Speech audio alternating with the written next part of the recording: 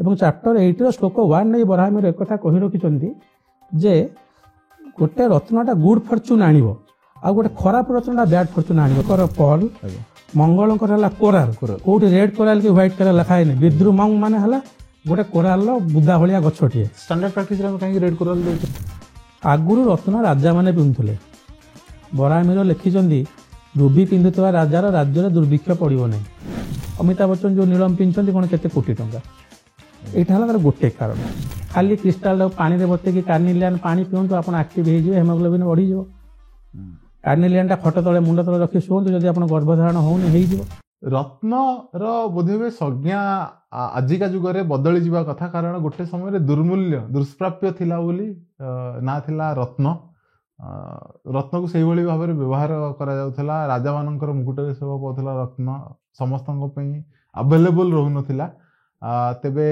जुग बदली रत्नर अवेलेबिलिटी बदली आज आम कथा है रत्न बा जेम्स स्टोन जो आम कहू एवं जो मॉडर्न डे आउट टर्म आछि क्रिस्टल मान विषय अपकारिता विषय उपकारिता विषय केतेबेले कौ जिनस प्रिस्क्राइब करने कथा ज्योतिष मैंने कौ जिनसर दिग प्रति ध्यान नदे कर दौरान रत्नर मेडिकल यूज विषय ए सब विषय आहरी अनेक जना अजना दिग विषय कथा है मो एपिसोड टी गोटे किछिटा जना किछिटा अजना तथ्यर मिलित अध्याय थिला एति कहबी अध्याय टी उपभोग करंतु। नमस्कार, जय जगन्नाथ।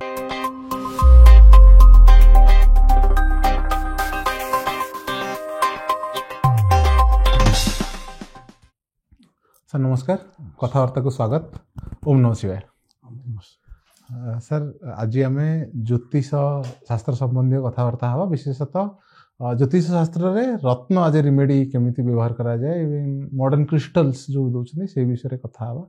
सबुठु प्रथम प्रश्न मोर रहिबो सर ज्योतिष उपचार रे केते प्रकार उपचार रही एवं तन्मध्यरु रत्न उपचार एक शास्त्रीय उपचार की।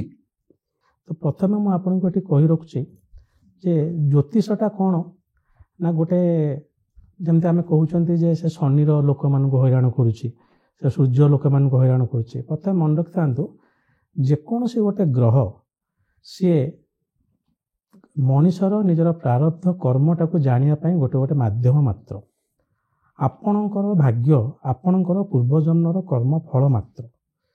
तो से कर्म फलटा को आम पढ़ा केमती ग्रह है गोटे तार माध्यम ग्रह माने इटसेल्फ किसी गोटे असुविधा करती ना।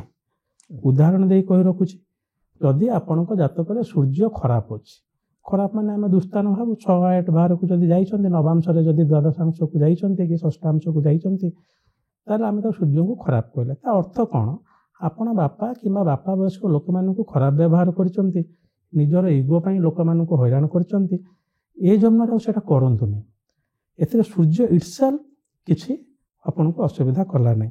आपन जानिक आश्चर्य हेबे जे ज्योतिष आसवा पूर्व भी आम सूर्यदेव को पूजा करूँ शनिदेव आज देवता आम बहुत आगुरी वेदरे आम पूजा कर आसुचु आदित्य देवता कहीकि किंतु ज्योतिष शास्त्र रे ग्रह मान को इटसेल्फ कुछ दोष देवा दरकार नहीं।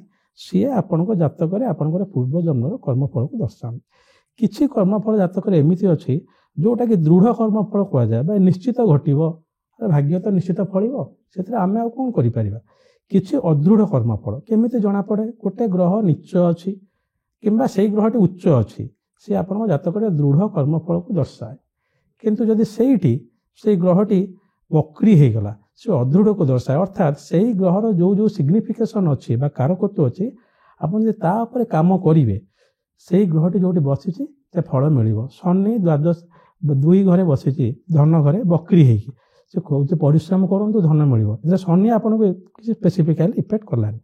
तेणु सब प्रतिकारटा ये अदृढ़ कर्म को देखिए करवा कथा। आप देखिए किसी लोग कहे सर ज्योतिष कहले मुझे कली से उपचार किसी काम देलानी किसी लोग कहले मुझे उपचार कली और काम देला कहीं कारण अदृढ़ कर्मफल जोटी अच्छी जोटी ग्रह इंडिकेट कर दौर यही कर्मटा आप अधा कर पास्ट लाइफ रु आउ टे कंटिन्यू कर दिखाँ तो फलटा पाइबे। तेणु सब अदृढ़ कर्मफल देखिए उपचार करा जाए गला।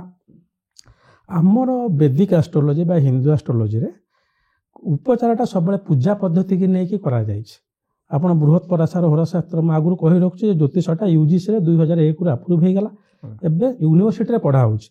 आपण इंजीनियरिंग पढ़ी कि केमिस्ट्री पढ़ी कि मेडिकल पढ़ी जमती गोटे डिसिप्लिन ज्योतिष सेमती डिसिप्लिन आम सब पाठ पढ़ी ज्योतिष हो तेणु कौन जिन आम मन को मन कहींपारूनी जदि कहूँ से aunty black magic act under आसो आम ससेप्टेबल टू लॉ हो बही पूजा गुड़ाक लिखा जाइए आपणकर सर्प श्राप अच्छी गोटे धरा जाऊ गोटे सर्प पूजा करा तो आमर ज्योतिष यही जिनस उपचार थिला रत्न उपचारटा बहुत परे आसी जदि मु कहबी रत्न ज्योतिष आसला आम बेसी गोटे सेंचुरी कि 1.5 सेंचुरी पछकू जावा आपन धरी नियंतु से 1900 आरंभ ब्रिटिश मान समय नॉर्मल लोकों प्रति गोटे रत्न उपचार आसी एवं एटा गोटे बेसी एबेका डेट बेसी बेसी हेई जाउची पूजाटा कमी कमी के जाउची आज्ञा कहीं सोशल चेंजेस आपण देखुछन किंबा गोटे टेक्निकल चेंज हिसाब रे गोटे ज्योतिष हिसाब रे मुटिके ता पूर्व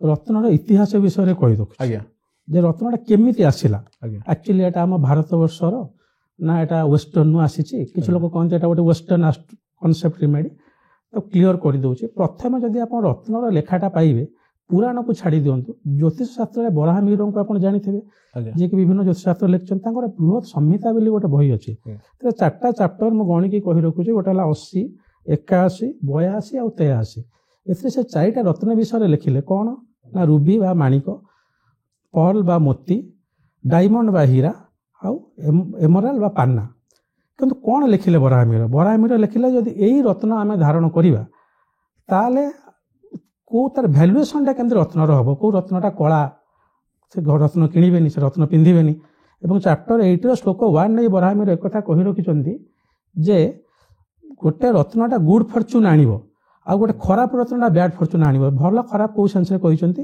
रत्नर क्लारिटी नथिबो ब्लैक स्पॉट थिबो किंतु सेठी कोटे एस्ट्रोलॉजिकल यूसेज से मेंशन करि नाहंती सेही समय ठीक साइमल्टेनियसली स्पेन ने गोटे रिसर्च चलतला सही समय एक्जेक्टली 620 शताब्दी समय माने सीई 620 सी समय bishop of Seville belong to जने पास्टोरल बिशप से बिलोंग टू स्पेन सी से समय आरंभ करथिले जे जो रत्न पत्थर गुड़ाकर एक्सपेशली उपरत्न जोड़ा आम क्रिस्टाल बिल को सेटा जोड़ियाक सहित कौन संबंध अच्छे टेक्निकाली आम देखिले से माने जोड़ियाक सहित कौन संबंध अच्छे आरंभ प्रथम वेस्टर्न होता जदिओ बराहमर भैल्युएसन विषय लिखिंट बराहमिर आसिले आमर 600 शताब्द से पूरा गोटे छाड़ी दिंतु 1000 वर्षटे गोटे मिलेनियम छाड़ी दिंतु 1600 मसीह बही लेखाला जातक पारिजात जोटा गोटे रिसेंट क्लासिक ज्योतिष मोटे गोटे श्लोक से लिखाई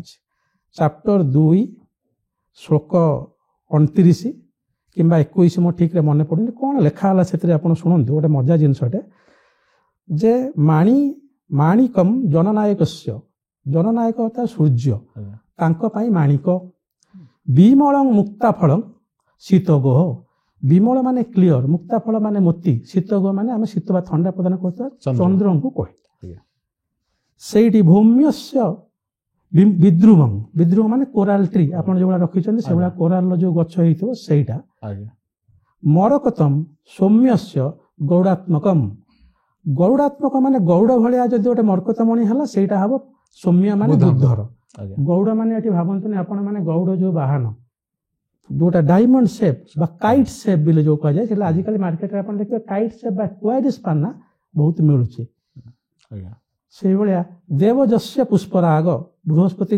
पुष्पराग शुक्र असुराचार्य वज्र वज्र माने हला हीरा असुराचार्य हला आपनकर शुक्राचार्य शनि नीलम शनिकर खाली नील बिली कहला को नील नोबडी नोज आमे ताको ब्लू सफायर कहउछन से ब्लू टोपास भी हो ब्लू जुरकन भी हो तापर राहु से केतवस्य आपनकर गोमेद एवं वैदुर्य सबुतर इंग्लिश रे कहबा सन र गोटे कहि जाय चली जिवे सूर्यंकर सन र रूबी चंद्रंकर पर्ल मंगलंकर हला कोराल कोठी रेड कोराल की व्हाइट कोराल लिखा है विद्रुमंग माने हला गोटे कोराल बुदा भलिया गछटिए स्टैंडर्ड प्रैक्टिस रे कहीं रेड कोराल दउचे त मंगलटा को बरम ग्रह बिली कह जाउचे तार नाली सहित में हमें कहूछु तो एटा आसी गेला तापर मरकतम बुद्धंकर बा पान्ना तापर पुष्पराग एटे पुष्पराग माने टोपाज पुष्परागर हम यदि ट्रांसलेशन करिबा टोपाज किंतु ताको आजिका डेट साफायर कह जाउचे कारण साफायर तार हार्डनेस अधिक येलो साफायर स्पेशल यस येलो साफायर भी लिखा हैनी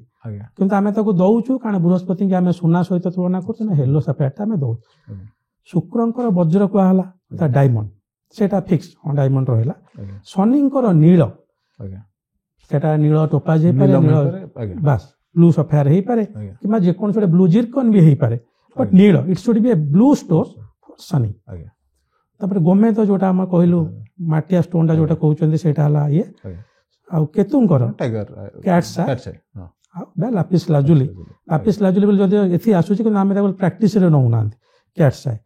ଏଇ ଜିନିଷଟା ଯୋଉଠି ଡାଉଟଫୁଲ ଥିଲା, ଆଜ୍ଞା ଠିକ ଆଉ ଗୋଟେ ସେଞ୍ଚୁରୀ ପରେ ସୁରେନ୍ଦ୍ର ମୋହନ ଟାଗୋର ଏସ୍.ଏମ୍. ଟାଗୋର ବାରମ୍ବାର ବହିର ସାଇଟେସନ କାହିଁ ଦେଇ ଦଉଛି, କାରଣ ମୁଁ ନିଜ ମନରୁ କିଛି କହିଲେ ଜିନିଷଟା ଗୋଳିଆ ଘାଣ୍ଟା ହେଇଯିବ। କହିଲେ ଜ୍ୟୋତିଷ ପଢା ହଉଛି, ଆଜ୍ଞା ବହି ସାଇଟେସନ ଦେଇକି ତାପରେ ଆମେ ନିଜ ରିସର୍ଚ୍ଚକୁ ଯିବା। ସୁରେନ୍ଦ୍ର ମୋହନ ଟାଗୋର ବହି ଲେଖିଲେ ମଣିମାଳା। ମଣିମାଳା ଯୋଉ ଟ୍ରିଟିସଟା ସେଟା ଲେଖା ହେଇଛି, ଏମିତି ଜେମଷ୍ଟୋନ ଆଉ କ୍ରିଷ୍ଟାଲ ବିଷୟରେ ସବୁ ଲେଖା ହେଇକି ଅଛି। ସେଥିରେ ଲେଖା ହେଇଛି ଏଟା କ୍ୱାଡ୍ରିଲିଙ୍ଗୁଆଲ ବହି, ସାଂସ୍କ୍ରିଟରେ ଲେଖା ହେଇଛି, ବଙ୍ଗଳାରେ ଲେଖା ହେଇଛି, ଇଂଲିଶରେ ଲେଖା ହେଇଛି, ଆଉ ଆପଣଙ୍କର ହିନ୍ଦୀରେ ବି ଲେଖା ହେଇଛି। ଆଜ୍ଞା କ୍ୱାଡ୍ରିଲିଙ୍ଗୁଆଲ ବହି ମୁଁ ଦେଖିନି, ଯୋଉଟାକି ଆଜିକା ଡେଟ୍ରେ ଆଭେଲେବୁଲ ନାହିଁ। ମୁଁ ତାକୁ ନ୍ୟୁୟର୍କ ଲାଇବ୍ରେରୀରୁ ମଗେଇ ପଢିଥିଲି। ସିଏ କିନ୍ତୁ କ୍ଲିୟର କରି କହିଥିଲେ ଯୋଉ ଜିନିଷରେ ଆମେ କହିଲେ କ୍ୟାଟ୍ସାଇ କହିଦେଲେ କେତୁଙ୍କ ପାଇଁ, ଆଉ ଏଇ ଯୋଉ ୟେଲୋ ସାଫାୟାର କହିଦେଲେ ଇଏଙ୍କ ପାଇଁ। ତ ଏଇଟା ଜେମଷ୍ଟୋନଟା ବେସିକାଲି ଇନଫ୍ୟୁଜ ହେଇଛି ୱେଷ୍ଟ ବେଙ୍ଗଲରୁ। ଏବଂ କାହିଁକି ନା ୱେଷ୍ଟ ବେଙ୍ଗଲ ଲୋକମାନେ ସେମାନେ ଇଂରେଜ ବିରୁଦ୍ଧରେ ଲଢିଲେ ନାହିଁ। ଏଲିଜାବେଥ ପଳେଇ ଆସିଲା, ସେ ବହିଟାକୁ ଡେଡିକେଟ କରିଛନ୍ତି ଏଲିଜାବେଥ। ଆଉ Britishers and Mughals are the carrier of gemstones to India.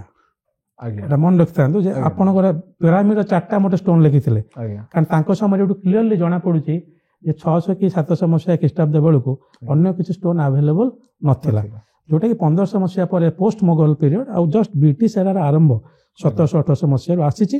ସେଇ ସମୟରେ କ୍ଲାସିକ୍ସରେ ଲେଖା ହେଇଛି ଏବଂ ଏଇଟା ତା ପରଠୁ ୟୁଜ୍ କରାଯାଉଛି। ଯେହେତୁ ମୁଁ କହିଦେଲି ଯେ ଭଲ ଥିଲେ ଦେଇ ହବ ନା ଖରାପ ଦେଲେ ଦେଇ ହବ, ଏଟା କ୍ଲିୟର ନଥିଲା, ସେଇଠୁ କନଫ୍ୟୁଜନଟା ଆରମ୍ଭ ହେଇଯାଇଛି। ସୂର୍ଯ୍ୟ ଭଲ ନାହିଁ ପିନ୍ଧିଦେ, ସୂର୍ଯ୍ୟ ଭଲ ଅଛି ପିନ୍ଧିଦେ, ଆଣ୍ଡ ଦ୍ୟାଟ୍ କଣ୍ଟିନ୍ୟୁସ୍। ଆପଣଙ୍କ ନିଜସ୍ୱ ମତାମତ କଣ, ଭଲ ଥିଲେ ପିନ୍ଧିବା ନା ବହୁତ ଖରାପ ଭଲ ଥିଲେ ପ୍ରଶ୍ନଟେ। ଆଜ୍ଞା ପ୍ରଥମେ ରତ୍ନଟାକୁ ଆପଣ ଜାଣି ରଖନ୍ତୁ, ଯଦି ଗ୍ରହରେ ଜାତକରେ ଷଡ଼ବଳ, ଯୋଉଟା କି 6-4 ଷ୍ଟେଟ୍ ଅଫ ଦ ପ୍ଲାନେଟ ଦେଖାଯାଏ, ଖାଲି ଉଚ୍ଚ ନିଚ ଦେଖିଦେଲେ ଗ୍ରହର କିଛି ଜଣାଯାଏ ନା।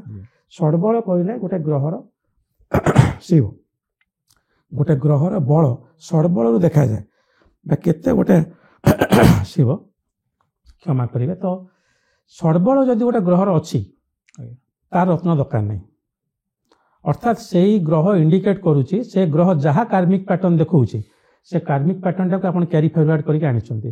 ସୂର୍ଯ୍ୟ ଜାତକରେ ପଞ୍ଚମ ଭାବରେ ଅବସ୍ଥିତ ଅଛି, ଆପଣଙ୍କର ସିଂହ ଲଗ୍ନ, ସୂର୍ଯ୍ୟ ଯୋଗକାର କହିକି ପଞ୍ଚମରେ ଅବସ୍ଥାନ କଲା, ତ ସେଠି ଧନୁରେ ଆପଣ ସେଠି ସୂର୍ଯ୍ୟଙ୍କ ରତ୍ନ ପିନ୍ଧିବା ପାଇଁ ଗୋଟେ ଯେକୌଣସି ଲୋକ କହିଯିବେ ଧର୍ମ ତ୍ରିକୋଣ ରତ୍ନ ଦିଆଯିବ 1, 5, 9। ସୂର୍ଯ୍ୟ ଯଦି ଷଡ଼ବଳି ଅଛନ୍ତି ପିନ୍ଧିବେ ନାହିଁ। ଆଜି ମୁଁ ଖୁସି ଯେ ଆଜିକା ଡେଟ୍ ଯୋଉ କ୍ରିଷ୍ଟାଲ ହଣ୍ଟର ଅଛନ୍ତି, କ୍ରିଷ୍ଟାଲ ଥେରାପିଷ୍ଟ ଅଛନ୍ତି, ସେମାନେ କହି ରଖୁଛନ୍ତି ଯେ ଏଇ କଣ୍ଡିସନରେ ମୁନଷ୍ଟୋନ ପିନ୍ଧିବେନି, ଏଇ ଜାଗାରେ ଓହ୍ଲେଇ ଦେବେ। ଆମର ସେମିତି କିଛି କୁହାହେଇନି। ଯଦି ପିନ୍ଧି ଦିଆଯାଏ ତାହେଲେ ସେ ଲୋକଟାର ଯୁଗ ବହୁତ ବଢିଯିବ, କାରଣ ସେ କାରକତ୍ୱ ଇଟ୍ ଲାଇକ୍ ଓଭର ଭାଇଟାମାଇନେସନ, ଯେତିକି ଭିଟାମିନ ଦରକାର ଆପଣ ତାଠୁ ଅଧିକ ନେଇଗଲେ। ଏଇଟା ହେଲା ଗୋଟେ ଜିନିଷ। ଦ୍ୱିତୀୟ ହେଲା 1, 5, 9 ଘର ଆପଣ ଦଉଛନ୍ତି, କାହିଁ କେନ୍ଦ୍ର ଅଧିପତି ରତ୍ନ କାହିଁକି ଦେବେ ନାହିଁ? ବୃହସ୍ପତି ଲଗ୍ନ ପାଇଁ କି ବୁଧ ସବୁବେଳେ କେନ୍ଦ୍ରର ଅଧିପତି ରହିବେ, ବୁଧର ଲଗ୍ନ ପାଇଁ ବୃହସ୍ପତି ସବୁବେଳେ କେନ୍ଦ୍ରର ଅଧିପତି ହେଇକି ରହିବେ ସବୁବେଳେ। ଆପଣ ଦେଖନ୍ତୁ, ତ ସେ ଯଦି କେନ୍ଦ୍ର ଅଧିପତି ରହୁଛନ୍ତି ସେଠି କେନ୍ଦ୍ରାଧିପତ୍ୟ ଦୋଷ ଲାଗିଯାଉଛି ସତ, କିନ୍ତୁ ବୃହସ୍ପତି କି ବୁଧ ପରସ୍ପର ଶତ୍ରୁ ହେଲେ ମଧ୍ୟ ଯୋଗକାରକ ହେବେ, କାରଣ 4-10 କି 4-7, 10-7 ଏମିତି କମ୍ବିନେସନରେ ସେ ଓନରସିପ କରୁଥିବେ ହାଉସ ଲର୍ଡସିପ। ସାର୍ ଟିକେ ଜଟ୍ ଡାଉନ୍ କରିବା ପାଇଁ ପର୍ଟିକୁଲାର ଏକ୍ସାମ୍ପଲ ଦେଇକି ଯଦି କଥା ହେବି, ଆମେ ଶୁକ୍ରଙ୍କ କଥା ହଉଥିଲେ, ଯଦି ଧରିନିଅନ୍ତୁ ଜଣଙ୍କ ଲଗ୍ନାଧିପତି ଶୁକ୍ର, କିନ୍ତୁ ଶୁକ୍ର ଅଛନ୍ତି ଦଶମରେ, ଧରିନିଅନ୍ତୁ ଶନିଙ୍କ ଘରେ ଅଛନ୍ତି କି କଣ ଭଲ, ଆପଣ ତୁଳା ଲଗ୍ନ ନେଇଯାଆନ୍ତୁ। ଆଜ୍ଞା ତୁଳା ଲଗ୍ନ ଲଗ୍ନାଧିପତି ଶୁକ୍ର, ଆଜ୍ଞା ଅଷ୍ଟମ ଅଧିପତି ବି ଶୁକ୍ର, ତୁଳା ହେଲେ ଦଶମରେ ଆଇ ଥିଙ୍କ ବୃଷ ହେଲେ ଦଶମରେ ପଳେଇ ଆସିବେ ଶନି, ତୁଳା ହେଲେ କର୍କଟରେ ଆସିଲେ ଦଶମ। ଆଜ୍ଞା ଆଜ୍ଞା ଆଜ୍ଞା କଣ ପଚାରୁଥିଲେ ସେଇ ଜାଗାରେ ଯଦି ଜଣଙ୍କୁ ଶୁକ୍ରଙ୍କର ହୀରା କିମ୍ବା ହ୍ୱାଇଟ୍ ସାଫାୟାର କିଛି ଦିଆଗଲା, କୋଉଥିପାଇଁ କାମ କରିବ? ଲଗ୍ନ ପାଇଁ ନା ଦଶମ ଘର ପାଇଁ, ଯୋଉଠି ଅଛନ୍ତି ଶୁକ୍ର ନା ଯା ଅଧିପତି ଶୁକ୍ର? ଭଲ ପ୍ରଶ୍ନଟିଏ। ଲଗ୍ନର ଅଧିପତି ହେଇଗଲେ କି ପଞ୍ଚମର ଅଧିପତି ହେଇଗଲେ, ନବମର ଅଧିପତି ହେଇଗଲେ ରତ୍ନ ଖାଲି ଦେବେନି, ଦେଖିବେ ଯେ ସାଇମଲ୍ଟେନିୟସଲି ସେ ଦୁସ୍ଥାନ ଓନ୍ କରୁନି କି।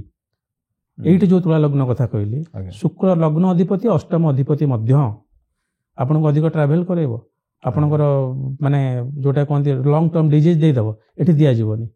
এই জায়গায় ଆପଣ ଏମିତି ଗୋଟେ ଗ୍ରହ ଖୋଜିବେ ଯିଏକି ତାର ତ୍ରିକୋଣ ଆଉ ପ୍ଲସ୍ କେନ୍ଦ୍ର ଏ ଦୁଇଟା ଯାକର ସ୍ୱାମୀ ହେଇଥିବେ।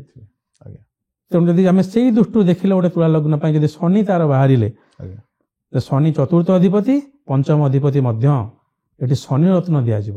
ସବୁବେଳେ ମନେ ରଖିଥାନ୍ତୁ ଜାତକ ସେଇ ରତ୍ନ ପିନ୍ଧିବ ଯୋଉଠିକି ସେ ଗ୍ରହ ତାର ଲଗ୍ନ ଏବଂ କେନ୍ଦ୍ରର କିମ୍ବା ତ୍ରିକୋଣ କିମ୍ବା କେନ୍ଦ୍ର ସାଇମଲ୍ଟେନିୟସଲି ଓନ୍ କରୁଥିବ।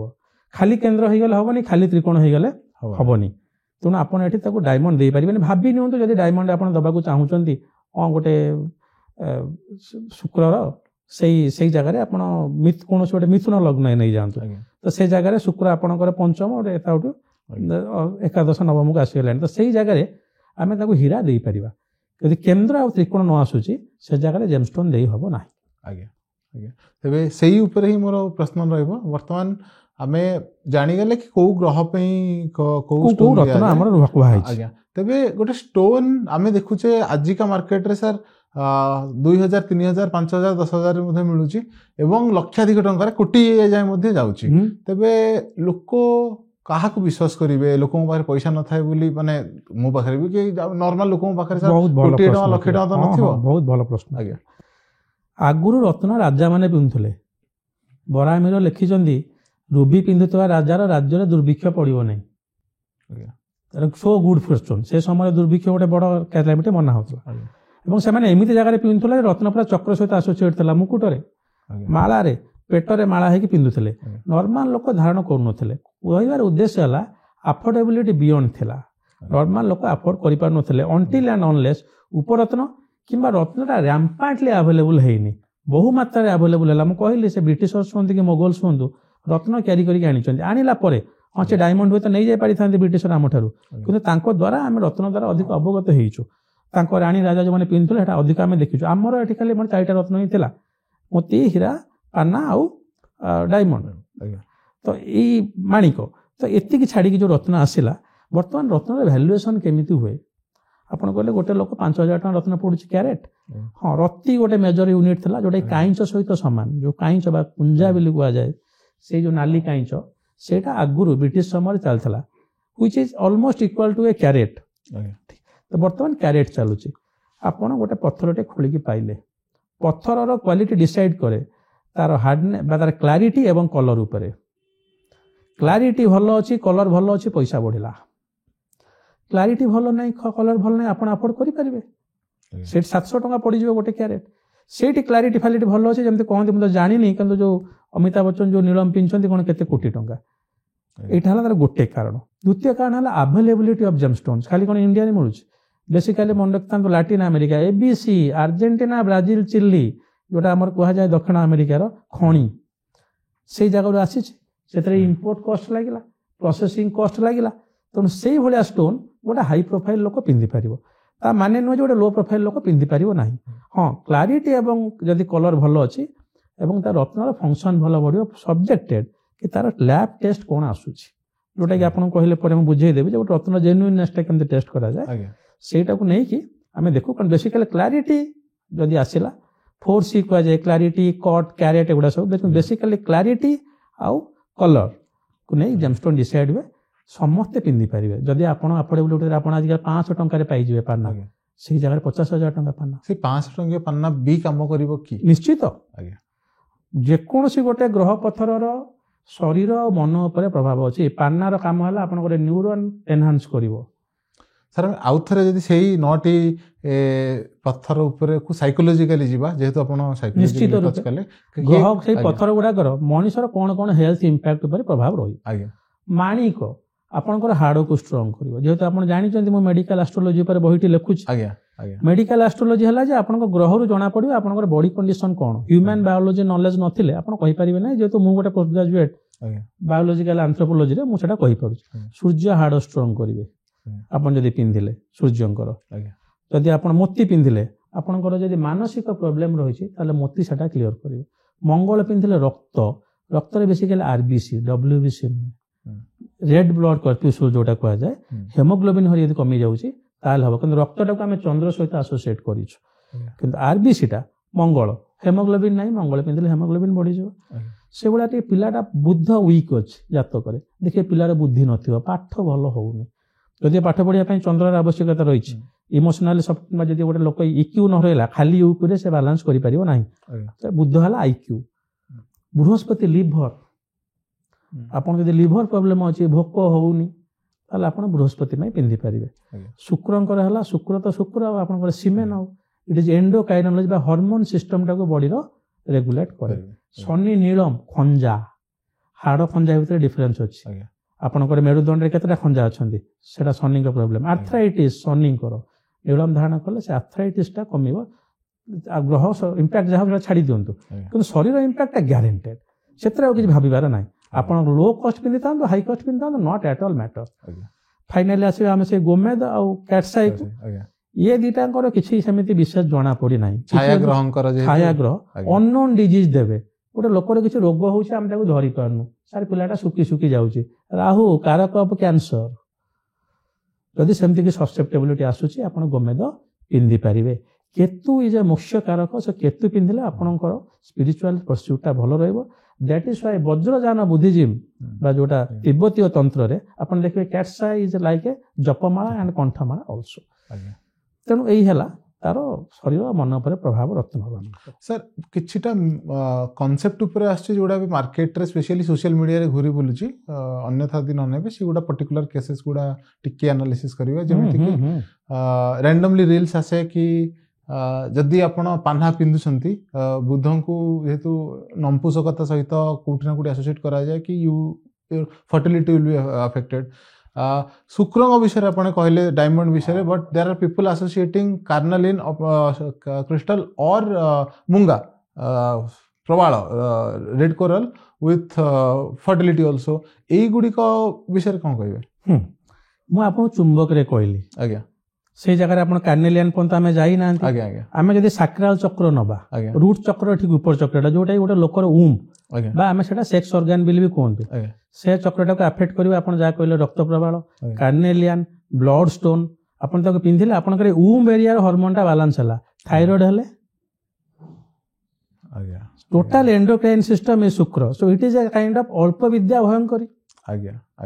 ଠିକ ଅଛି, ତ ଏଇଟା ଏମିତି କହିକି କରିଦିଆଯାଇଛି। ଯେକୌଣସି ଗୋଟେ ପ୍ରଶିକ୍ଷିତ ବା କ୍ୱାଲିଫାଏଡ ଲୋକକୁ ନ ପଚାରିକି କେବେ ବି ରତ୍ନ ଧାରଣ କରିପାରିବେ ନାହିଁ, ଯିଏକି ଗୋଟେ ଲୋକର ସାଇକୋସୋମାଟିକ ଇମ୍ପାକ୍ଟଟାକୁ ଦେଖୁଥିବ, ପ୍ଲସ୍ ତାର ପ୍ଲାନେଟାରୀ ଷ୍ଟେଟମେଣ୍ଟ ଦେଖୁଥିବ, ସେଇ ପ୍ଲେସମେଣ୍ଟ ଦେଖିକି ସେ ରତ୍ନ ଦବ। ଆଉ ଗୋଟେ ଦ୍ୱିତୀୟ ଜିନିଷ ହେଲା, ଇଟ୍ ଇଜ ଏ ସିମ୍ପଲ ମାର୍କେଟିଂ। ବଣିଆ ମାନେ, ଏଟା ବଣିଆ ମାନଙ୍କ ହାତରେ ଥିଲା, ରତ୍ନଟା ବଣିଆ ମାନଙ୍କ ହାତରେ ହିଁ ଥିଲା। ରାଜାଙ୍କୁ ଠକି ଦଉଥିଲେ ବୋଲି ବରାହିମିର ଲେଖିଥିଲେ ଯେ କୋଉଟା ଆକ୍ଚୁଆଲି ଠିକ ରତ୍ନ, କୋଉଟା ଭୁଲ ନୁହେଁ। ସବୁ ଗୁଡାକୁ ଲକ୍ଷ୍ମୀ ଧନଙ୍କ ସହିତ ଆସୋସିଏଟ୍ କରେଇଦେଲେ। ସ୍ୱାସ୍ଥ୍ୟ ବି ଗୋଟେ ପ୍ରକାର ଧନ। ଆପଣ ଚେନ୍ନାଇରେ ଜାଣିଥିବେ ଅଷ୍ଟଲକ୍ଷ୍ମୀ ମନ୍ଦିର ଅଛି, ଧନଲକ୍ଷ୍ମୀ, ସନ୍ତାନ ଲକ୍ଷ୍ମୀ, ତାକୁ ପିନ୍ଧିଲେ ପିଲାପିଲି ହବ। କିନ୍ତୁ ପ୍ରଥମ ଜିନିଷ ମନେ ରଖିଥାନ୍ତୁ, ସେଟା ସାର୍ଟିଫାଏଡ ଯଦି ଗୋଟେ କିଏ ଜେମ୍ସ ମାନେ କନସଲଟାଣ୍ଟ ନ ହୋଇଥାନ୍ତି କିମ୍ବା ଗୋଟେ ହିଲିଂ ଷ୍ଟୋନ ଏକ୍ସପର୍ଟ ନଥାଏ, ତାହେଲେ ଆପଣ ସେ ରତ୍ନ ଧାରଣ କରିକି ଅସୁବିଧାରେ ପଡ଼ିପାରନ୍ତି। କେବେ ବି ସେ ସୋସିଆଲ ମିଡ଼ିଆ, ୟୁଟ୍ୟୁବ କିମ୍ବା ସେ ଅଳ୍ପ ବିଦ୍ୟା ଭୟଙ୍କର ଲୋକଙ୍କ ପାଖକୁ ନ ଯାଇ କୌଣସି ଗୋଟେ ଅଭିଜ୍ଞ ଲୋକଙ୍କ ପାଖକୁ ମୁଁ ହାତ ଯୋଡ଼ି ରିକ୍ୱେଷ୍ଟ କରୁଛି, ତାଙ୍କ ପାଖକୁ ଯାଆନ୍ତୁ, ଜାତକ ଦେଖାନ୍ତୁ ଏବଂ ତାପରେ କୋଉ ରତ୍ନ ଦରକାର ଧାରଣ କରନ୍ତୁ। ସାର୍ ଆମେ ଯଦି ଗୋଟେ ନର୍ମାଲ ଲୋକ ପର୍ସପେକ୍ଟିଭରୁ ଦେଖିବା, ଧରି ନିଅନ୍ତୁ ଜ୍ୟୋତିଷ ଠିକ ଉପଦେଶ ଦେଇଛନ୍ତି, ରିମେଡିଆଲ ଦେଇଛନ୍ତି କି ଏଇ ରତ୍ନଟି କରନ୍ତୁ, ସିଏ ବିଚାରା କୋଉଠି ଗୋଟେ ରତ୍ନଟି ଆଣିଲା, କେମିତି ଜାଣିବ ଏଇଟା ଅସଲି କି ନକଲି? ଏଇଟା ଗୋଟେ ମାନେ କ'ଣ କହିବି, ମାନେ ଆଜିକା ଡେଟ୍ରେ ଆଉ ରତ୍ନର ଡୁପ୍ଲିକେସିଟା ବିଲକୁଲ ଚାନ୍ସ ହିଁ ନାହିଁ। କାହିଁକି ନା ଗଦା ଗଦା ଲ୍ୟାବୋରେଟୋରୀ ଖୋଲିଗଲାଣି। ଆପଣଙ୍କର GIA, IGA ଇଣ୍ଟରନ୍ୟାସନାଲ ଜେମୋଲୋଜିକାଲ ଲାବୋରେଟୋରୀ, ଏଟା ହେଲା ଜେମୋଲୋଜିକାଲ ଇନଷ୍ଟିଚ୍ୟୁଟ ଅଫ ଆମେରିକା, ଏମାନେ ସବୁ ଅଥେଣ୍ଟିକ। ଜେମଷ୍ଟୋନ, ଆପଣଙ୍କର ଜେମଷ୍ଟୋନରେ କେଟା ପାରାମିଟର୍ସ ଦେଖାଯାଏ। ରିଫ୍ରାକ୍ଟିଭ ଇଣ୍ଡେକ୍ସ, ଗୋଟେ ରତ୍ନଟେ କେତେ ଦୂର ରଶ୍ମିଟାକୁ ସେ ରିଫ୍ରାକ୍ଟ କରୁଛି, ତାର ହାର୍ଡନେସ୍ କେତେ ଅଛି। ଯଦି କରଣ୍ଡମ କ୍ୟାଟାଗୋରୀ ବା ବ୍ଲୁ ସାଫାୟାର, ସେଟା କରଣ୍ଡମ କ୍ୟାଟାଗୋରୀ ଆସୁଛି। ସବୁଠୁ ଅଧିକ ହାର୍ଡନେସ୍ ହେଲା ହୀରାର। ଆପଣଙ୍କର ସେଇଠି ଲାବୋରେଟୋରୀ ବନା ହେଇଥିବ ଗୋଟେ ହୀରା ବି ସେତିକି ହାର୍ଡନେସ୍ ଦେଖେଇଦେବ, କିନ୍ତୁ ତାର ଅନ୍ୟ ପ୍ରପର୍ଟି ଗୁଡ଼ା ମିଶିବନି। ଯଦି ବି ସେଇ ଅନୁସାରେ ଆମେ ମିଶେଇ ଦଉ ଲାବୋରେଟୋରୀ ଅନୁସାରେ, ତାହେଲେ ଗୋଟେ ପଥର ଯୋଉଟା ମାଟି ଗର୍ଭରେ ହେଇଛି ସେଇଟା ମେମୋରି କ୍ୟାରି କରୁଛି। କେତେ ଦିନ ହେଲା, ହଜାର ଲକ୍ଷ ଲକ୍ଷ ବର୍ଷ ଧରିକି ସେ ମେମୋରି ଉର୍ଜା ଆସିବନି ସେ ପଥରର। ତ ଆଜିକା ଡେଟ୍ରେ ଡୁପ୍ଲିକେସିର ଚାନ୍ସ ନାହିଁ। ଆପଣମାନେ କୌଣସି ଗୋଟେ ଅଥେଣ୍ଟିକ୍ ଲ୍ୟାବକୁ ଯିବେ। ଲ୍ୟାବ ବିଷୟ ଟିକେ କହି ରଖୁଛି, ଆଜିକାଲି ଲ୍ୟାବୋରେଟୋରୀ ଆସିଷ୍ଟାଣ୍ଟ ମାନେ ମ୍ୟାଟ୍ରିକ୍ ପାସ୍ ହେଇଗଲେ ଆପଣଙ୍କ ଭଳିଆ ଇଞ୍ଜିନିୟର ପଢିଥିବା ଲୋକ ମୋ ଭଳିଆ ଏକ୍ସାଇମ୍ ପାସ୍ ଆଉଟ୍ କରୁଥିବା ମ୍ୟାନେଜମେଣ୍ଟ ଲୋକଙ୍କୁ ପଚାରୁନାହାନ୍ତି। ଆପଣଙ୍କ 10ମ ଶ୍ରେଣୀ ପାସ୍ ହେଲା ସେ ଲାବୋରେଟୋରୀ ଆସିଷ୍ଟାଣ୍ଟ, ଯୋଉଠିକି ଜିଓଲୋଜି ନଲେଜ ଆବଶ୍ୟକ, because it is known as crystallography, gemology, ଯେ ପିଓର ସାଇନ୍ସ। ତାକୁ ଜାଣିଥିବା ଲୋକ ଲାବ୍ ଆସିଷ୍ଟାଣ୍ଟ ରହିଲେ ଗୋଟେ ଅଥେଣ୍ଟିକ। ଆମର ଏଠି ଜିଓଲୋଜିକାଲ ସର୍ଭେ ଅଫ୍ ଇଣ୍ଡିଆ ଅଛି ଓଡ଼ିଶାରେ, ଆପଣ ସେଇଠିକି ଯିବେ, ସେଠି ରିପୋର୍ଟଟା ଦେଖେଇବେ, କୋଉ ଷ୍ଟୋନ୍ ଏକ୍ଜାକ୍ଟଲି କହିହେବ ନ୍ୟାଚୁରାଲ ଷ୍ଟୋନ୍ ବୋଲି ଅଛି। ହଁ, ଏଥିରେ ଟିକେ ଆପଣଙ୍କୁ କହି ରଖୁଛି ଏଠି, ସେଇ ଆମେ ଗୋଟେ ଆପଣ ପଥରଟା ଗୋଟେ ସ୍ଫଟିକଟେ ପିନ୍ଧୁଛନ୍ତି, ତାକୁ ଆଜି ଟିକେ ରାଶି ତେଲ ମାରିଦେଲେ ଟିକେ ଚକଚକ କଲା ଭଲ ରହିବା ପାଇଁ। ସେମିତି ସବୁଗୁଡା ରତ୍ନ ପଥରକୁ ଟିକେ ଟିକେ ତେଲ ଟିକେ ଦିଆ ହେଇଥାଏ, ଟିକେ ରଙ୍ଗ ମାରି ଦିଆଯାଇଥାଏ, ରଙ୍ଗ ମାରିବା ସେଗୁଡା ଟ୍ରିଟେଡ ନୁହେଁ। ଲାବୋରେଟୋରୀ ରିପୋର୍ଟରେ ଆସିବ ଟ୍ରିଟେଡ, ତଳେ ଲେଖା ହେଇଥିବ ନ୍ୟାଚୁରାଲ ରୁବି। ଯଦି ଆପଣ ଭଲ ଲାବୋରେଟୋରୀ ଲ୍ୟାବକୁ ଯିବେ, GIA କି IGO ଯୋଉଟା ଇଣ୍ଟରନ୍ୟାସନାଲ, ସେ ଲେଖା ହେଇଥିବ ଯେ ହିଟ୍ ଟ୍ରିଟମେଣ୍ଟ ଇଜ ଆକ୍ସେପ୍ଟେବଲ, ଯଦି ଇଞ୍ଜେକ୍ଟେଡ ଟ୍ରିଟମେଣ୍ଟ କରାଯାଇନି ତାହେଲେ ଆକ୍ସେପ୍ଟେବଲ। ତ ଯେକୌଣସି ଲାବୋରେଟୋରୀ ଆପଣ ଟେଷ୍ଟ କରିପାରିବେ, ଠକାମିର ଚାନ୍ସ ନାହିଁ, ନିଜେ କରିବେ।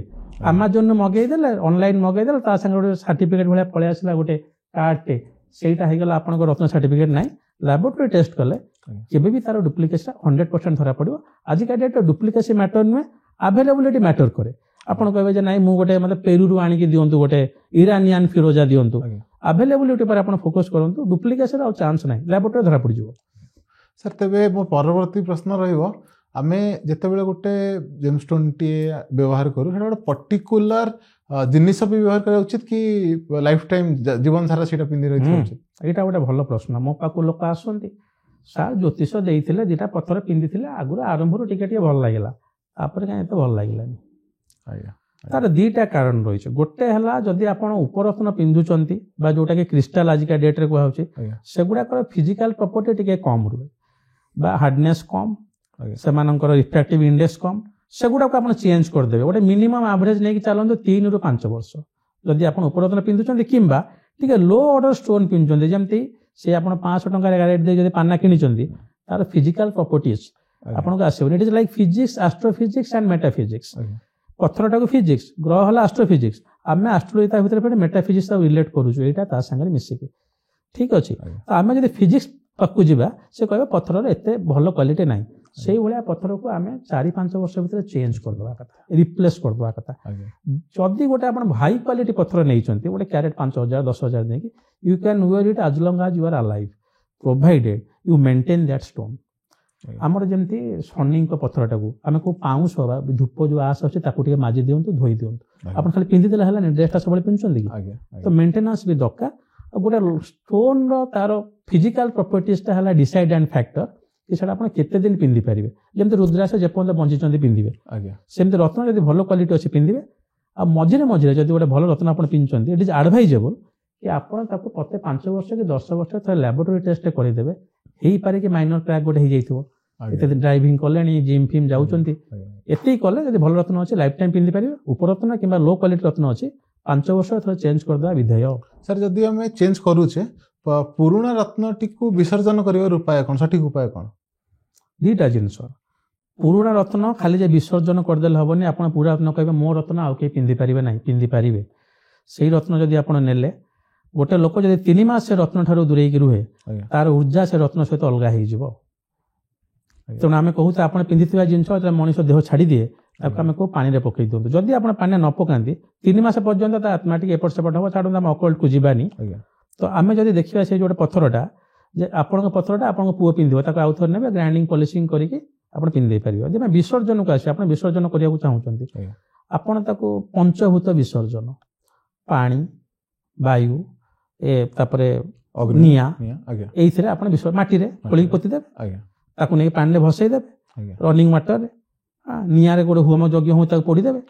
ତ ପଞ୍ଚଭୂତ ବିସର୍ଜନଟା ସବୁବେଳେ ବେଷ୍ଟ। ନର୍ମାଲି ଆମେ easy procedure is water, flowing ୱାଟରରେ ଆମେ ତାକୁ ଡିସ୍ପୋଜ କରୁ। ଆଜ୍ଞା ସାର୍, ଏବେ ଆସିଯିବା ଆମେ ଟିକେ ମେଟାଲ ଉପରକୁ। ଜେମ୍ ଷ୍ଟୋନ ସହିତ ମେଟାଲର ଗୋଟେ ବହୁତ ଡିପ୍ ସମ୍ପର୍କ, କୋଉ କା ସହିତ କ'ଣ ପିନ୍ଧିବା କଥା, ସେଇ ଉପରେ ସେଇ କ୍ରମରେ ରୁବିଠୁ ଆରମ୍ଭ କରିକି କୋଉ ପଥର ସହିତ ପିନ୍ଧିବା କଥା। ମେଟାଲ ବିଷୟରେ ବି ଜ୍ୟୋତିଷ ଶାସ୍ତ୍ରରେ ଲେଖା ହେଇଛି। ଆଜ୍ଞା, ଯୋଉ ଜାତକ ପାରିଜାତ କହୁଛି ରତ୍ନ, ତାର 3ଟା ଶ୍ଲୋକ ଛାଡିକି ସେ ମେଟାଲ ବିଷୟରେ କହୁଛି ଯେ ସେଇ ସୂର୍ଯ୍ୟଙ୍କ ପାଇଁ ତମ୍ବା, ରୂପା ହେଲା ଚନ୍ଦ୍ରଙ୍କ ପାଇଁ, ସୁନା ହେଲା ମଙ୍ଗଳଙ୍କ ପାଇଁ, ଏମିତି କହୁଛି। ତ ଯୋଉ ଯୋଉ ମଙ୍ଗଳ, ଯୋଉ ଯୋଉ ପଥର, ଯୋଉ ଯୋଉ ସୀସା କୁହାହେଲା, ଲୁହା କୁହାହେଲା ଶନିଙ୍କର, ଆପଣ କ'ଣ ନୀଳମ ଲୁହାରେ ପିନ୍ଧିବେ? ଆଜିକାଲି ତ କେହି ବନଉନାହାନ୍ତି। ଆଜ୍ଞା। ତେଣୁ ସିସା କୁହାହେଲା କେତୁଙ୍କର ସିସାର ମୁଦି କିଏ କରୁଛି ଆଜ୍ଞା। ଆମର ସୁନା ରୂପା କରି ଚାଲୁଛି ଆଜ୍ଞା। କିନ୍ତୁ କେମିତି ସେଟା ଲଜିକାଲି କରିବା କଥା ଗୋଟେ ହଟ୍ ଷ୍ଟୋନ୍ ସହିତ ଗୋଟେ ହଟ୍ ମେଟାଲ ସବୁବେଳେ ଗୁଡ୍ ମ୍ୟାଚ୍ କରେ ଏକ୍ସାମ୍ପଲ ରକ୍ତ ପ୍ରବାଳ ଗୋଲ୍ଡ ଆଜ୍ଞା। ଆଜ୍ଞା। କୋଲ୍ଡ ଷ୍ଟୋନ୍ ସହିତ କୋଲ୍ଡ ମ୍ୟାଚ୍ ଭଲ କରେ ଆଜ୍ଞା। ମୋତି ରୂପା ରୂପା। ଆପଣ ଦେଖିଥିବେ ଷ୍ଟାଇଲ ଦେଖିବା ପାଇଁ ଲୋକମାନେ ସୁନାରେ ମୋତି ପିନ୍ଧି ଦେଇଥିବେ ଇଟ୍ସ ଲାଇକ୍ ଆପଣ ଗୋଟେ ହିଟ୍ ପ୍ୟାନ୍ ଉପରେ ବରଫ ପକାଉଛନ୍ତି ଆଜ୍ଞା। ଆଜ୍ଞା। କାରଣ ଦିଟା ଯାକ ତତ୍ତ୍ୱ ଅଲଗା ହେଇଗଲା ଥଣ୍ଡା ପଥର ସହିତ ଥଣ୍ଡା ଧାତୁ ଆଜିକାଲି ସୁନା ରୂପା ମୁଁ ନେବି ଆଜ୍ଞା। ତାହେଲେ ଆପଣ ଡିଭାଇଡ୍ କରି ନିଅନ୍ତୁ ରକ୍ତ ପ୍ରବାଳ ସୁନା ରୁବି ସୁନା ଆପଣଙ୍କର ଆସିଗଲା ହୀରା ହୀରା ହୀରାଟା ହେଲା କୁଲ୍ କୁଲ୍ ରୂପା। ଏଇ ଦିଟା ଛାଡ଼ିଦେଲେ ଆଜ୍ଞା। ଆଉ ଗୋଟେ ସବୁ ରୂପାରେ ହିଁ ପିନ୍ଧିବେ ଆଜ୍ଞା। ପାନାଟା ଯେହେତୁ ଗୋଟେ କୁହାଯାଏ ଯେ ଗୋଟେ ଦିଟା ଆଡୁ ସେଟା ପୁରା ହିଟ୍ ବୁଧ ତ ଆଜ୍ଞା। ଆଜ୍ଞା ବୁଦ୍ଧ ଯେମିତି ଏପଟୁ ବି ଭଲ ସେପଟୁ ବି ଭଲ ଆଜ୍ଞା। ତେଣୁ ସେଇଥିଲାଗି ତାଙ୍କ ନାଁଟା ବି ଦିଆହେଇଛି ସୌମ୍ୟ ବୋଲି ସୌମ୍ୟ ଆଜ୍ଞା। ତେଣୁ ସୌମ୍ୟ ଗୁଣ ଉପେତ ଆପଣ ସୁନାରେ ବି ପିନ୍ଧିପାରିବେ ରୂପାରେ ବି ପିନ୍ଧିପାରିବେ କିନ୍ତୁ ମୁଁ ସବୁବେଳେ ରେକମେଣ୍ଡ କରେ ଆଜ୍ଞା। ଆପଣ ରତ୍ନ ଭଲ କ୍ୱାଲିଟିର ପିନ୍ଧନ୍ତୁ ମେଟାଲ ଉପରେ ପଇସା ଖର୍ଚ୍ଚ କରନ୍ତୁ ନାହିଁ ଆପଣ ପିନ୍ଧିଥିବେ 3,000 ଟଙ୍କାର ରକ୍ତ ପ୍ରବାଳ 30,000 ଟଙ୍କାର ସୁନା ଆର ମାନେ କ'ଣ ରହିଲା ଆପଣ ବରଂ ରକ୍ତ ପ୍ରବାଳଟାକୁ ବ୍ରୋଞ୍ଜରେ ପିନ୍ଧନ୍ତୁ ବ୍ରୋଞ୍ଜ ଅଲସୋ ଇକ୍ୱିଭାଲେଣ୍ଟ ଗୋଟେ ହିଟ୍ ଧାତୁ କିନ୍ତୁ ରକ୍ତ ପ୍ରବାଳଟା 30,000 ପିନ୍ଧନ୍ତୁ because you are wearing the gem stone not the metal ତେଣୁ ସବୁବେଳେ ରେକମେଣ୍ଡ କରିବା କଥା ଆପଣ ପଇସାଟା ରତ୍ନ ଉପରେ ଖର୍ଚ୍ଚ କରନ୍ତୁ ଏବଂ ତାକୁ କଣ୍ଡିସିଭ୍ କଲା ଭଳିଆ ଯୋଉ ପଥର ସବୁଗୁଡ଼ା ସୁନାରେ ପିନ୍ଧିବା କଥା ନୁହେଁ ସବୁଗୁଡ଼ା ରୂପା ହଟ୍ ପଥର ସହିତ ଆପଣଙ୍କ କେବଳ ରକ୍ତ ପ୍ରବାଳ ପୋଖରାଜ ଆଉ ରୁବି ଏ ତିନିଟା ସୂର୍ଯ୍ୟ ବୃହସ୍ପତି ମଙ୍ଗଳ ଏ ତିନିଟା ଆପଣ ସୁନାରେ ପିନ୍ଧିପାରିବେ ଆକୁ ଛାଡ଼ିଦେଲେ ରେଷ୍ଟଟା ପୋଖରାଜ ମାନେ ୟେଲୋ ସାଫାୟାର ଆଜ୍ଞା ୟେଲୋ ଟୋପାଜ ବି ହଉ ଆଜ୍ଞା। ଆଜ୍ଞା। ୟେଲୋ ଷ୍ଟୋନଟା ସେ ରହିଲା ଡାଇମଣ୍ଡରେ ସାର୍ ଏଇଠି ମନରେ ସ୍ୱତ ପ୍ରଶ୍ନ ଆସେ ଆଜିକାଲି ତ ଗୋଟେ ମାନେ ମଡର୍ଣ୍ଣ ଟ୍ରେଣ୍ଡ ହେଇସାରିଲାଣି ସୁନା ମୁଦିରେ ହୀରା ଲାଗିଥିବ ପିନ୍ଧି ଅବଶ୍ୟ ସେ ମୁଦିରେ ତଳେ କଣା ନଥାଏ ଗ୍ରହ ଜନିତ ନଥାଏ ତାର କିଛି ଅପକାରିତା ଅଛି କି ନାଇଁ ଏଇଟା ଗୋଟେ ପ୍ରଶ୍ନ ଆପଣ ତ ପଚାରି ନାହାନ୍ତି ମୁଁ କହି ରଖୁଛି ଆଜ୍ଞା। ଯେ ରତ୍ନପଥର କ'ଣ ଖାଲି ଜ୍ୟୋତିଷରେ ଲାଗେ କି ଆଜ୍ଞା। ଇଟ୍ ହାଜ୍ ଗଟ୍ ମଲ୍ଟିପଲ୍ ୟୁସେଜେସ୍ ଆଜ୍ଞା।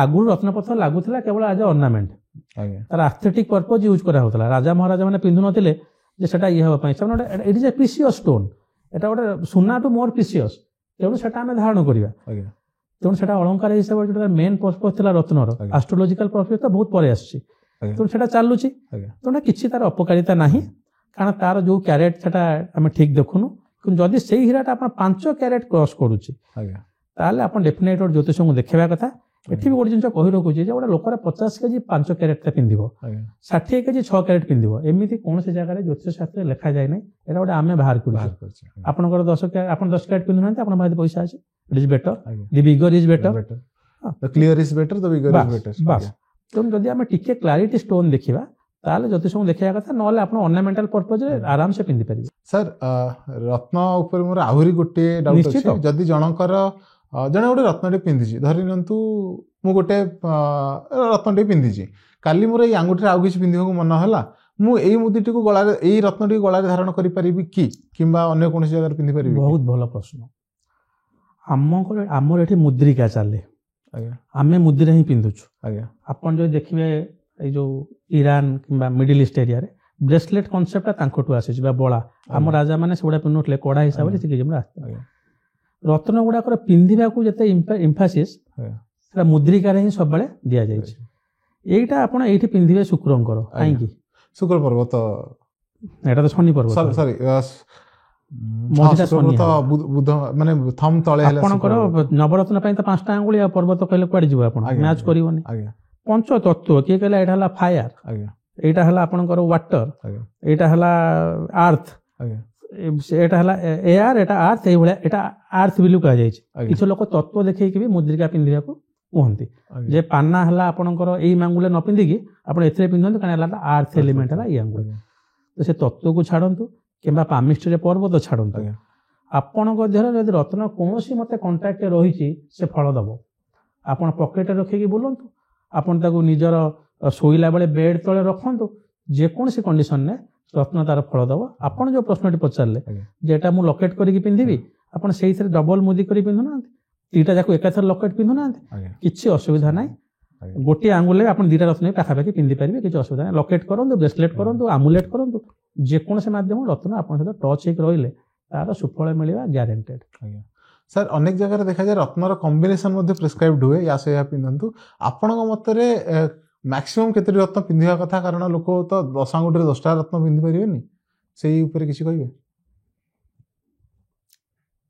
प्रथम जिनस है मैक्सिमम 9टा रत्न जो नवग्रह 9टा रत्न क्या दे हेनी आज्ञा जी भी पिंधि सी यही भूलटे हो जे सी विभिन्न ज्योतिष पाखक इे सियाड़े बुली जी जहाँ पथर कहला पिंधि केवे दे हेनी आप निजे ज्योतिष प्रिंसिपल देखुना केवे भी गोटे जातक 9टा जाक ग्रह भल हे कि हेनी मैक्सिमम जो ग्रह से जातक भल होता गोटे जगह मन 4टा जाक ग्रह भल अच्छा 3टा तार भल अच्छी 4टा भल अच्छी भावी नियंतु पंचम नवम घरे 2-3टा ग्रह बस आस्पेक्टेड बाय पंचम अधिपति कि नवम अधिपति तार दशा समय आप 4टा कि 5टा रत्न से देते किंतु से जदि अन्य जगह से अधिपति होता है से खराब फल देवे तेणु जो रत्न आप रेकमेंडेड मैक्सिमम मु कहि 3-4 3टा ରୁ 4टा रत्न इज एनफ आठू अधिक आम पिंधिया उचित नुह सर आपण कथा चलारे उपरत्न मान विषय में टिके कहीदे आधुनिक बजार रे एटा गोटे थोड़ा मॉडर्न कॉन्सेप्ट लोक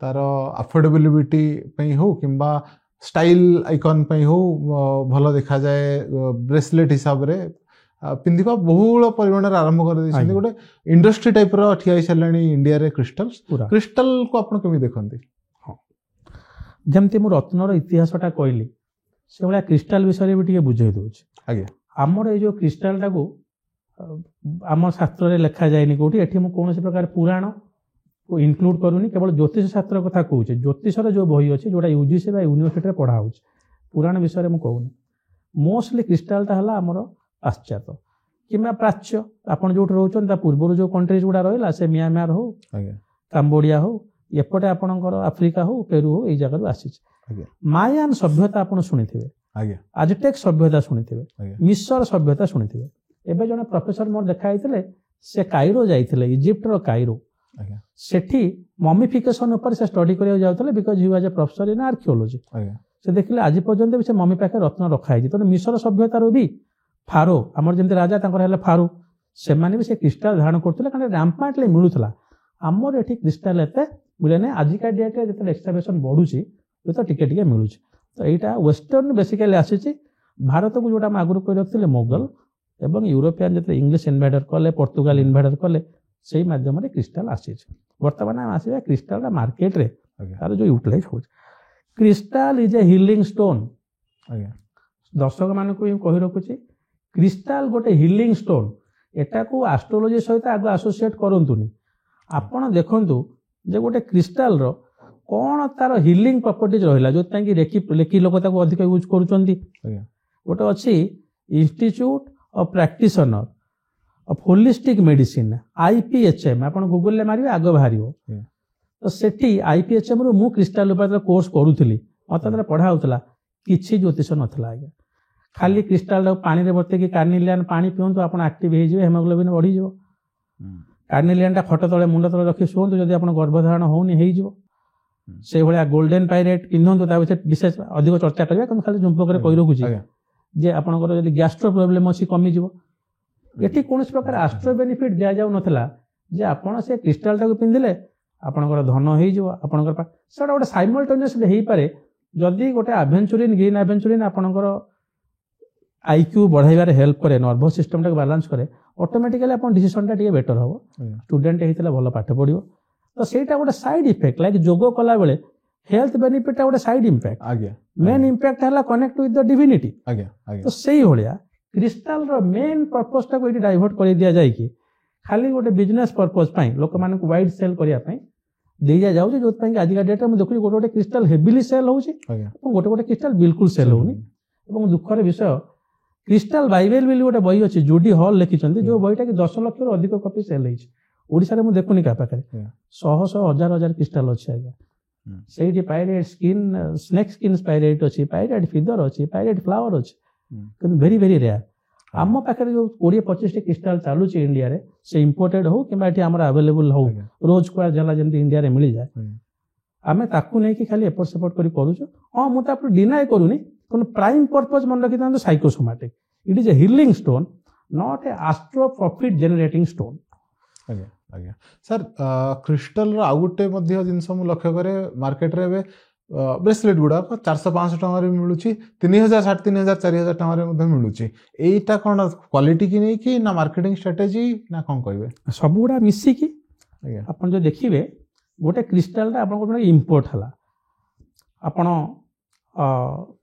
सेही गोटे फिरोजाटे किबा फिरोजा भला देखा जाउता गोटे पथर हला हाउलाइट ब्लू हाउलाइट हला फिरोजा भला देखा हो से मन कर ताको अपन इंपोर्ट करले take it example for Brazil रो तार इंपोर्ट कॉस्ट ऐड हला एवं ताको एठी आसी पॉलिश करा हला कलर दिया हला तापर आपन दिया हला एठी मु कहि रखुची दर्शक मानकू सब बेले क्रिस्टाल ता रॉ फॉर्म रे यूज करंतु तार बेस्ट बेनिफिट पाइया पय जो ब्रेसलेट करा होची तार दीटा डिमेरिट रहउची कोन प्रथम हला ग्राइंडिंग पॉलिशिंग जोडा होची क्रिस्टाल इंटरनल क्रैक हे पारे कारण आपण सेंटर ड्रिलिंग करी गोटे होल भी करूचंती तुन आपण जदि 30 टा पिंधिचंती एठी ब्रेसलेट सेतु जदि हम लैबोरेटरी टेस्ट एबे करिया तो 20 टा हुए तो क्रैक बाहरियो गला द्वितीय तो हला थोड़ा पॉलिश हे कि अननेसेसरी सब रखा हिता जोडे गुड लुकिंग पय थर्ड तार ओजन जदि आपण गोटे एमेथिस्ट जिओड घिनिया से 300 ग्राम हला बेलको आपण को एटा 50 ग्राम होबो तेनु always go for a raw crystal instead of this fashionable things for the best result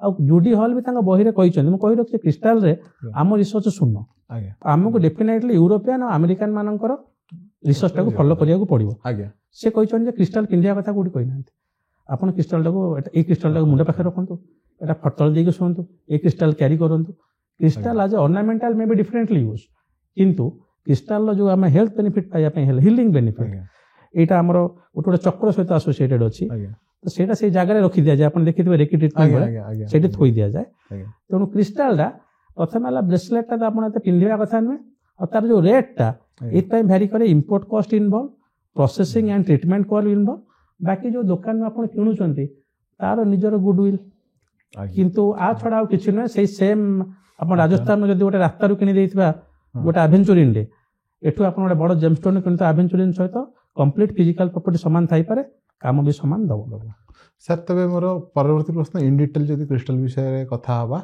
health benefit wise तो ग्रह नक्षत्र वाइज हम कथा हवा नाही हेल्थ बेनिफिट वाइज जदि हम कथा हवा प्रति क्रिस्टल किंबा गोटे गोटे हेल्थ इश्यू को नहीं कि जदि हम कहबा आपण को हिसाब रे टे कहि देबे देखंतु क्रिस्टल ता हमर प्रथम जिनस ताला मु जने एस्ट्रोलॉजर आज्ञा जो माने रेकी बा क्रिस्टल हीलर से मानकर आपर ऑथेंटिसिटी अछि से माने कहि परिबे जति मोर सामान्य ज्ञान रे मु जस्ट खाली कहू जे इ तीनटा क्रिस्टल जो मु जानि छी माने करो से कहउतले मूनस्टोन विषय रे मूनस्टोन ता कहला जे गोटे लेडीज रो मेंस्ट्रुअल साइकिल जदी इम्बैलेंस होतिबो ताले सेता को धारण करिवो देखंतु अर्थात ये संभाव एटा एंडोक्राइन सिस्टम सहित एसोसिएट करू छी आमे को शुक्र सहित काई कहि परिबे आज्ञा मन रखि थांतु जेकोन से आम रत्नपत्थर कहते क्रिस्टाल कहते जो ग्रह सहित एसोसिएट करुँच रक्त प्रवाह मंगल रू आसनी से सागर गर्भ आसी कि पत्थर क्वालिटी जहाँ से ग्रहर कारकत्व सैया एंड दे आर मैचिंग से लगे आम कहूँ आप पिंधतु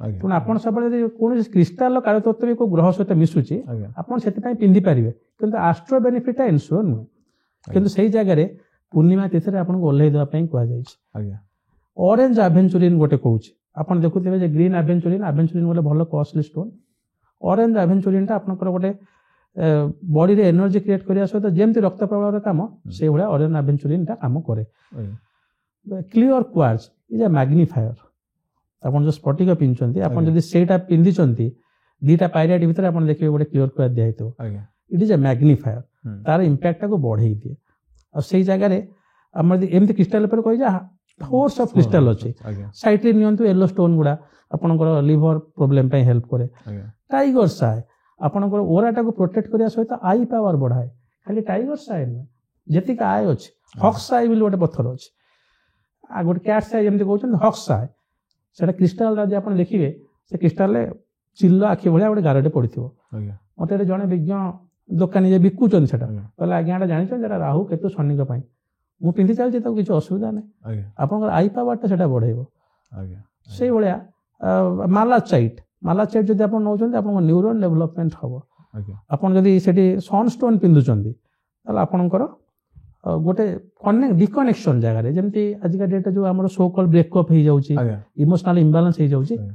ବ୍ରେକଅପ୍ କରିବା ପାଇଁ ଯେ ସନଷ୍ଟୋନ୍ ଟା ଗୁଡ୍ ଷ୍ଟୋନ୍ କରିବା ପାଇଁ ହଁ ବ୍ରେକଅପ୍ ହେଇଯାଇଛି ଆଚ୍ଛା ଆପଣ ବର୍ତ୍ତମାନ ଇମୋସନାଲ ଇମ୍ବାଲାନ୍ସ ଆଚ୍ଛା cut off something and start something new ହୁଁ, ହୁଁ। ତ ସେଇ ସାଇକୋଲୋଜିକାଲ ଇନପୁଟ ଦେବା ପାଇଁ sunstone is a good stone ଆଉ ଯୋଉଠିକି କିଛି- rose quartz is a good for matching ହଁ rose quartz is It's good for law. Exactly ମୁଁ ସେଇ ଆଡେ ଆସୁଥିଲି ଆଉ କିଛିଟା ଟିପିକାଲ ଇସ୍ୟୁଜ କୁ ନେଇକି ମୁଁ କହିବି ଆପଣ ନିଜେ ହଁ, ଆଡଭାଇସ ହଁ, ଦେଇପାରିବେ ହଁ। କ୍ରିଷ୍ଟାଲରେ ତ କାରଣ ଆମେ ଚାର୍ଟ ଦେଖିକି କଥା ହଉନେ ହୁଁ। ତେଣୁ ଯଦି ଘରେ ଅଶାନ୍ତି ଲାଗି ରହୁଛି ତେବେ କୋଉ କ୍ରିଷ୍ଟାଲ କୁ ଘରେ ଆଣିକି ରଖିବା କଥା କିମ୍ବା ପିନ୍ଧିବା କଥା ତ ମୁଁ କହୁନି ର କ୍ରିଷ୍ଟାଲ ଆଣିକି ରଖିବା ଏଇ ସମାନ ଜିନିଷଟା ବି ମେନସନ କରାହେଇନି କୋଉଠି ଆଜ୍ଞା ଯେ କ୍ରିଷ୍ଟାଲର ଗୋଟେ ବାସ୍ତୁ ବା ଗୋଟେ ଏନର୍ଜି କ୍ଲିନିଂରେ ଏତେ ହେଲ୍ପ ବିଲି ଆଜ୍ଞା ବହୁତ କମ୍ ଅଛି ଆଜ୍ଞା ମାନେ ଜୁଡି ହଲ୍ ମୋର ଗୋଟେ ଦିଟା କ୍ରିଷ୍ଟାଲ ସେନ୍ସ କହିଛନ୍ତି ଆଜ୍ଞା ଆପଣ ଯେକୌଣସି ଗୋଟେ କ୍ରିଷ୍ଟାଲକୁ ଯଦି ଘରେ ରଖୁଛନ୍ତି ଆଜ୍ଞା ତାହେଲେ ସେ ତାର ଏନର୍ଜି ଭାଇବଟାକୁ କ୍ଲିୟର କରେ ଆଜ୍ଞା ପ୍ରୋଭାଇଡେଡ ସେ ଯୋଉ କ୍ରିଷ୍ଟାଲ ବି ହଉ ମୁଁ ଏଠି କିଛି ଆପଣ ଇଏ କହୁନି ଆଜ୍ଞା କୋଉଟା କୋଉ ଭଳିଆ ଏନର୍ଜି ଦିଏ ମୁଁ ଆସିବି ସେଠିକି ଆଜ୍ଞା ପ୍ରୋଭାଇଡେଡ ଆପଣ କ୍ରିଷ୍ଟାଲଟାକୁ ଠିକରେ ମ୍ୟାନିଫେଷ୍ଟ କଲେ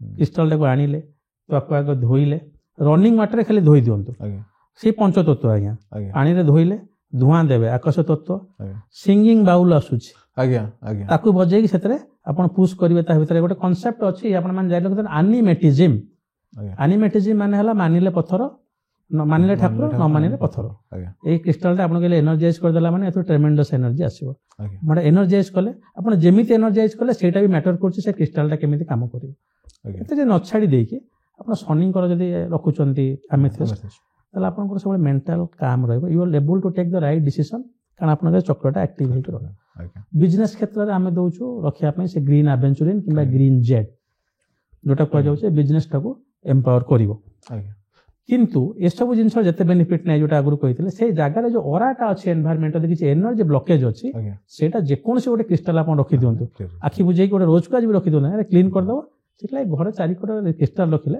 ଆପଣଙ୍କୁ ଭଲ ଲାଗେ ଆଜ୍ଞା। It is a cleanser for the environment in the house ଆଜ୍ଞା ସାର୍ ଯଦି ଜଣଙ୍କର କିଛି ନ୍ୟୁରୋ ପ୍ରୋବ୍ଲେମ ଅଛି ସିଏ କୋଉ କ୍ରିଷ୍ଟାଲ ନିଜ ପାଖରେ ରଖିବା ଦରକାର ମାଲାଚାଇଟ୍ ଆଉ ଗ୍ରୀନ୍ ଆଭେଞ୍ଚୁରିନ୍ ଆଜ୍ଞା ମୁଁ ତ ପ୍ରଥମେ ଗ୍ରୀନ୍ ଜେଡ୍ଟାକୁ ଯେତେ ନ କହିବି ଗ୍ରୀନ୍ ଆଭେଞ୍ଚୁରିନ୍ ଆପଣଙ୍କର ନର୍ଭସ୍ ଆଜ୍ଞା। ସିଷ୍ଟମଟାକୁ ଏନହାନ୍ସ କରିବାରେ ବହୁତ ପାଖରେ ରଖିଲେ ମଧ୍ୟ ବେଡରେ ରଖିକି ଶୋଇବେ। ରଖିପାରିବ ମୁଣ୍ଡ ତଳେ ଶୋଇକି ଶୋଇପାରିବେ ଆପଣଙ୍କ ଭଳିଆ ବ୍ରେସଲେଟ୍ କିଛି କରିବା ଦରକାର ଆଜ୍ଞା ନାହିଁ ସବୁବେଳେ ଟମ୍ବଲ ଷ୍ଟୋନରେ କିଣନ୍ତୁ ଆଜିକା ଡେଟ୍ରେ ଆପଣ ଦେଖିଥିବେ ଛୋଟ ଛୋଟ ଗୋଡ଼ି ଭଳିଆ ହେଇଥିବ ତାକୁ ଡ୍ରିଲ୍ କରିକି ମାଳ କରାହେଉଛି ଆଜ୍ଞା ଟମ୍ବଲ ଷ୍ଟୋନ୍ ଆଜ୍ଞା ଆଜ୍ଞା ଇଟ୍ ଇଜ୍ ଲେସ୍ ପ୍ରୋସେସ୍ଡ ତ ସେଥିରେ ମ୍ୟାନିପୁଲେସନ କ୍ରାକ୍ ବହୁତ ଲେସ୍ ରହିଲା ଆଜ୍ଞା ଆପଣ ସେଇଟା ଧାରଣ କରନ୍ତୁ ଆଜ୍ଞା କିମ୍ବା ଶୋଇଲା ବେଳେ ତାର ଗୋଟେ ମାଳିଟେ ରଖନ୍ତୁ ଟମ୍ବଲଟେ ରଖନ୍ତୁ ମୁଣ୍ଡ ପାଖରେ ଇଟ୍ ୱିଲ୍ ବି ହେଲ୍ପଫୁଲ୍ ଆଜ୍ଞା ଅଲସୋ ସାର୍ ନେକ୍ସଟ ଆସିବି ଯୋଉ ନୂଆ ବାହା ହେଇଛନ୍ତି କି ସେଇ ଟାଇପର କପଲ ମାନଙ୍କୁ ଆପଣ କଣ ଆଡଭାଇସ କରିବେ ବେଡ୍ ସିଏ ତ ଆମର ଆମେ ଯେମିତି ରୁଦ୍ରାଶ୍ୱରରେ ଗୌରୀ ଶଙ୍କର ବୋଲି କହୁ ଆଜ୍ଞା ମ୍ୟାରେଜ ରିଲେସନସିପ୍ ଭଲ କରିବା ପାଇଁ ଆପଣଙ୍କର ଇମୋସନାଲ ବାଲାନ୍ସରେ ଦି ତିନିଟା ଷ୍ଟୋନ୍ ହେଲ୍ପ କରେ ଆଜ୍ଞା ରୋଜ୍ କ୍ୱାର୍ଟଜ ତ ଛାଡ଼ନ୍ତୁ ଗୋଟେ ଆପଣ ଆଜ୍ଞା। ସମସ୍ତେ ଜାଣିଛନ୍ତି ଦ୍ୱିତୀୟ ଜିନିଷଟା ହେଲା ଯୋଉଟା କହିଲି ମୁନ୍ ଷ୍ଟୋନ୍ ଆଜ୍ଞା ମୁନ୍ ଷ୍ଟୋନ୍ ଅଲସୋ ହେଲ୍ପ କରିକି ମେଣ୍ଟାଲ ବାଲାନ୍ସ ଠିକ୍ ରଖିବା ପାଇଁ ଆଜ୍ଞା ଯଦି ସେ ଲେଡିଜ୍ ଜଣଙ୍କର କିଛି ଗୋଟେ ମାନେ ମେନ୍‌ଷ୍ଟ୍ରୁଆଲ ଇସ୍ୟୁ ରହିଛି ଆଜ୍ଞା ତାହେଲେ ମୁନ୍ ଷ୍ଟୋନ୍ ଦେଇ ହବ ନାହିଁ ନାହିଁ ଆଚ୍ଛା ଆଚ୍ଛା ତ ମୁନ୍ ଷ୍ଟୋନ୍ ଗୋଟେ ଆଉ ଆପଣଙ୍କର ଦେଇପାରିବେ ଏଇ ଯୋଉ ପଥରଟି କହିଲି ରୋଜ୍ କ୍ୱାର୍ଟଜ ଦେଇପାରିବେ quartz, ଦୁଇଟା ପଥର ଦେବେ କମ୍ବିନେସନରେ ଦେଇପାରିବେ କିଛି ଅସୁବିଧା ନାହିଁ ଏବଂ କ୍ରିଷ୍ଟାଲ ପିନ୍ଧିଲା ବେଳେ ସବୁବେଳେ ମନେ ରଖିଥାନ୍ତୁ ସେଲେନାଇଟ୍ ବୋଲି ଗୋଟେ ପଥର ଆସେ ଆଜ୍ଞା କ୍ରିଷ୍ଟାଲୋଗ୍ରାଫି ଯଦି ଆପଣ ଦେଖିବାକୁ ପଢିବାକୁ ଯିବେ ଇଟ୍ ଇଜ୍ ନଥିଙ୍ଗ ବଟ୍ ଆଉ ବଣ୍ଡିଂ ଷ୍ଟ୍ରକ୍ଚର କ'ଣ ଆଜ୍ଞା ହେଲାଇଟ୍ ବୋଲି ଗୋଟେ କ୍ରିଷ୍ଟାଲ ଅଛି ଇଟ୍ ଇଜ୍ ନଥିଙ୍ଗ ବଟ୍ ଲୁଣ selenite is being used for cleaning also right crystal cleaning ପାଇଁ ହଁ ଆଜ୍ଞା ସେଲେନାଇଟ୍ ଇଜ୍ ଏ କ୍ଲିନର ଆଜ୍ଞା ଆଣ୍ଡ କ୍ୱାର୍ଟଜ ଇଜ୍ ଏ ମ୍ୟାଗ୍ନିଫାୟର ଆଜ୍ଞା ତେଣୁ ଆପଣ ଯେକୌଣସି ବ୍ରେସଲେଟ୍ କିମ୍ବା ପଥର ୟୁଜ୍ କରୁଛନ୍ତି ତାକୁ ଗୋଟେ ସେଲେନାଇଟ୍ ପ୍ଲେଟ୍ ଉପରେ ରଖିଦେବେ ଆଜିକା ଡେଟ୍ରେ ସେଲେନାଇଟ୍ ପ୍ଲେଟ୍ ମିଳିଯାଉଛି ଆଜ୍ଞା ଯେମିତି ଆମେ ଗାଧଉଛନ୍ତି ସେଇଭଳିଆ ଆଜ୍ଞା। ସେଲେନାଇଟ୍ ପ୍ଲେଟ୍ ମିଳୁଛି ଆଜ୍ଞା ସେ ପ୍ଲେଟ୍ ଉପରେ ଆପଣ କ୍ରିଷ୍ଟାଲଟାକୁ ରଖିଦେବେ ଆଜ୍ଞା ଆଉ ତା ସାଇଡରେ ଯଦି ଗୋଟେ କ୍ୱାର୍ଟଜର ଗୋଲ୍ଡ ରଖି ଦଉଛନ୍ତି ଆଜ୍ଞା। ତା ପେରିଫେରି ଅଫ୍ ଷ୍ଟାଣ୍ଡଟା ବଢୁଛି ବିକଜ କ୍ୱାର୍ଟଜ ଇଜ୍ ଏ ମ୍ୟାଗ୍ନିଫାୟର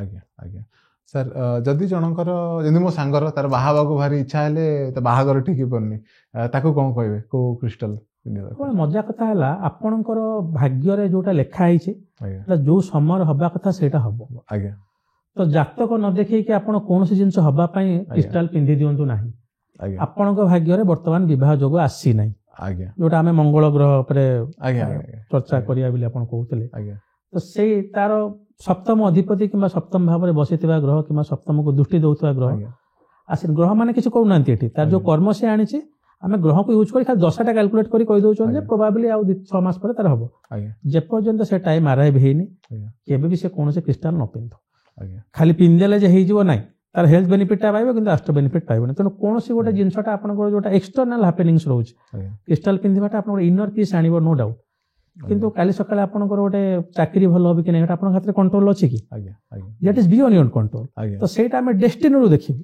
ଆଜ୍ଞା ତେଣୁ କୌଣସି ଜାତକ ଆପଣ ଆମ ଜାତକଟାକୁ ଭଲ କି ନ ଦେଖେଇଛନ୍ତି ଆଜ୍ଞା ଆଜ୍ଞା ଏମିତି ଆଷ୍ଟ୍ରୋ ବେନିଫିଟ ପାଇଁ କେବେ ବି କ୍ରିଷ୍ଟାଲ ଆଡକୁ ହଁ, ଆଗନ୍ତୁ ନାହିଁ। ଏଟା ମୋର ହାତ ଯୋଡ଼ିକି ଆପଣଙ୍କୁ ବିନୀତ ଅନୁରୋଧ ଧନ୍ୟବାଦ କି ସାର୍। ମୋର ବାହାଘରଟେ ହଉନି ପିନ୍ଧିଦିଏ, ଆଜ୍ଞା ମୋର ବିଜନେସଟେ ହଉନି ପିନ୍ଧିଦିଏ। ଆରେ ଆଗ ଦେଖାନ୍ତୁ ଆପଣଙ୍କ ସେଟା ଏଇଠି ତକଦିରେ ଲେଖା ହେଇଛି କି ଅଛି, ନାହିଁ। ଆଜ୍ଞା ଯଦି ନ ଲେଖା ହେଇଛି ତାହେଲେ ଆପଣ ତାକୁ ଯାହା କଲେ ବି ସେଟା ଫ୍ରଡ୍ ଥାଏ ହବ ନାହିଁ। ସାର୍ ଆଜିର ପୋଡକାଷ୍ଟର ମୋର ଶେଷ ପ୍ରଶ୍ନ ରହିବ, ରତ୍ନ ହେଉ କିମ୍ବା କ୍ରିଷ୍ଟାଲ ହଉ ଯେଉଁମାନେ ପିନ୍ଧୁଛନ୍ତି, ଗୋଟେ ଥାଏ କି ଆମେ ଲ୍ୟାବ୍ରେ ଆମେ ରତ୍ନ ଉପରକୁ ଫେରି ଆସିବା, ଲ୍ୟାବ୍ ଟେଷ୍ଟ କରୁ। ଆଉ ଗୋଟେ ମଧ୍ୟ ଥାଏ ପିନ୍ଧିଲା ପରେ ନିଜ ସହିତ କିଛି ଇଫେକ୍ଟ ହୁଏ, କିଛି ଏକ୍ସପିରିଏନ୍ସ ଯାହାଦ୍ୱାରା ଜଣାପଡ଼ିଯାଏ ରତ୍ନଟି କାମ କରୁଛି। ସେଇ ବିଷୟରେ ଟିକେ କହିବେ, ସେଇ ବିଷୟରେ ଆମେ ଶେଷ କରିବା ପୋଡକାଷ୍ଟ। ଆଚ୍ଛା, ଆପଣ ନିଜେ ପିନ୍ଧିକି ଗୋଟେ ରତ୍ନର ଇମ୍ପାକ୍ଟଟା ଜାଣିବାଟା ଟିକେ କଷ୍ଟ। ଆଜ୍ଞା ଯଦି ଗୋଟେ ଡୁପ୍ଲିକେଟ୍ ପଥରଟି ବି ହେଇଥାଏ ଆଜ୍ଞା ଏବଂ ସେଇଟା ଆପଣ ତାକୁ ଗୋଟେ ମାଳ ହିସାବରେ ପିନ୍ଧିଦେଲେ, ମନେକର ରକ୍ତ ପ୍ରବାଳ ମାଳ, ଆଜ୍ଞା ସେଥିରେ 3-4ଟା ଡୁପ୍ଲିକେଟ୍ ଅଛି ଏବଂ ଗୋଟେ ଦିଟା ସେଥିରେ ଭଲ ପଥର ଅଛି। ଆଜ୍ଞା ଆପଣ ତାକୁ ପିନ୍ଧିଦେଲେ ଖାଲି ଗୋଟେ କଲର ଥେରାପି ହିସାବରେ ବି ଆପଣଙ୍କୁ ଭଲ ଲାଗିବ। ଆପଣ କହିବେ ନାଇଁ ନାଇଁ ମୋର ଏଟା ଭଲ ହେଲା, ଆପଣ ଦଶା ସେ ସମୟରେ ଭଲ ଥିବ, ଭଲ ଫଳ ଆସିଗଲା, ଆପଣ କହିବେ ନାଇଁ ନାଇଁ ପଥରଟା କାମ ଦେଲା।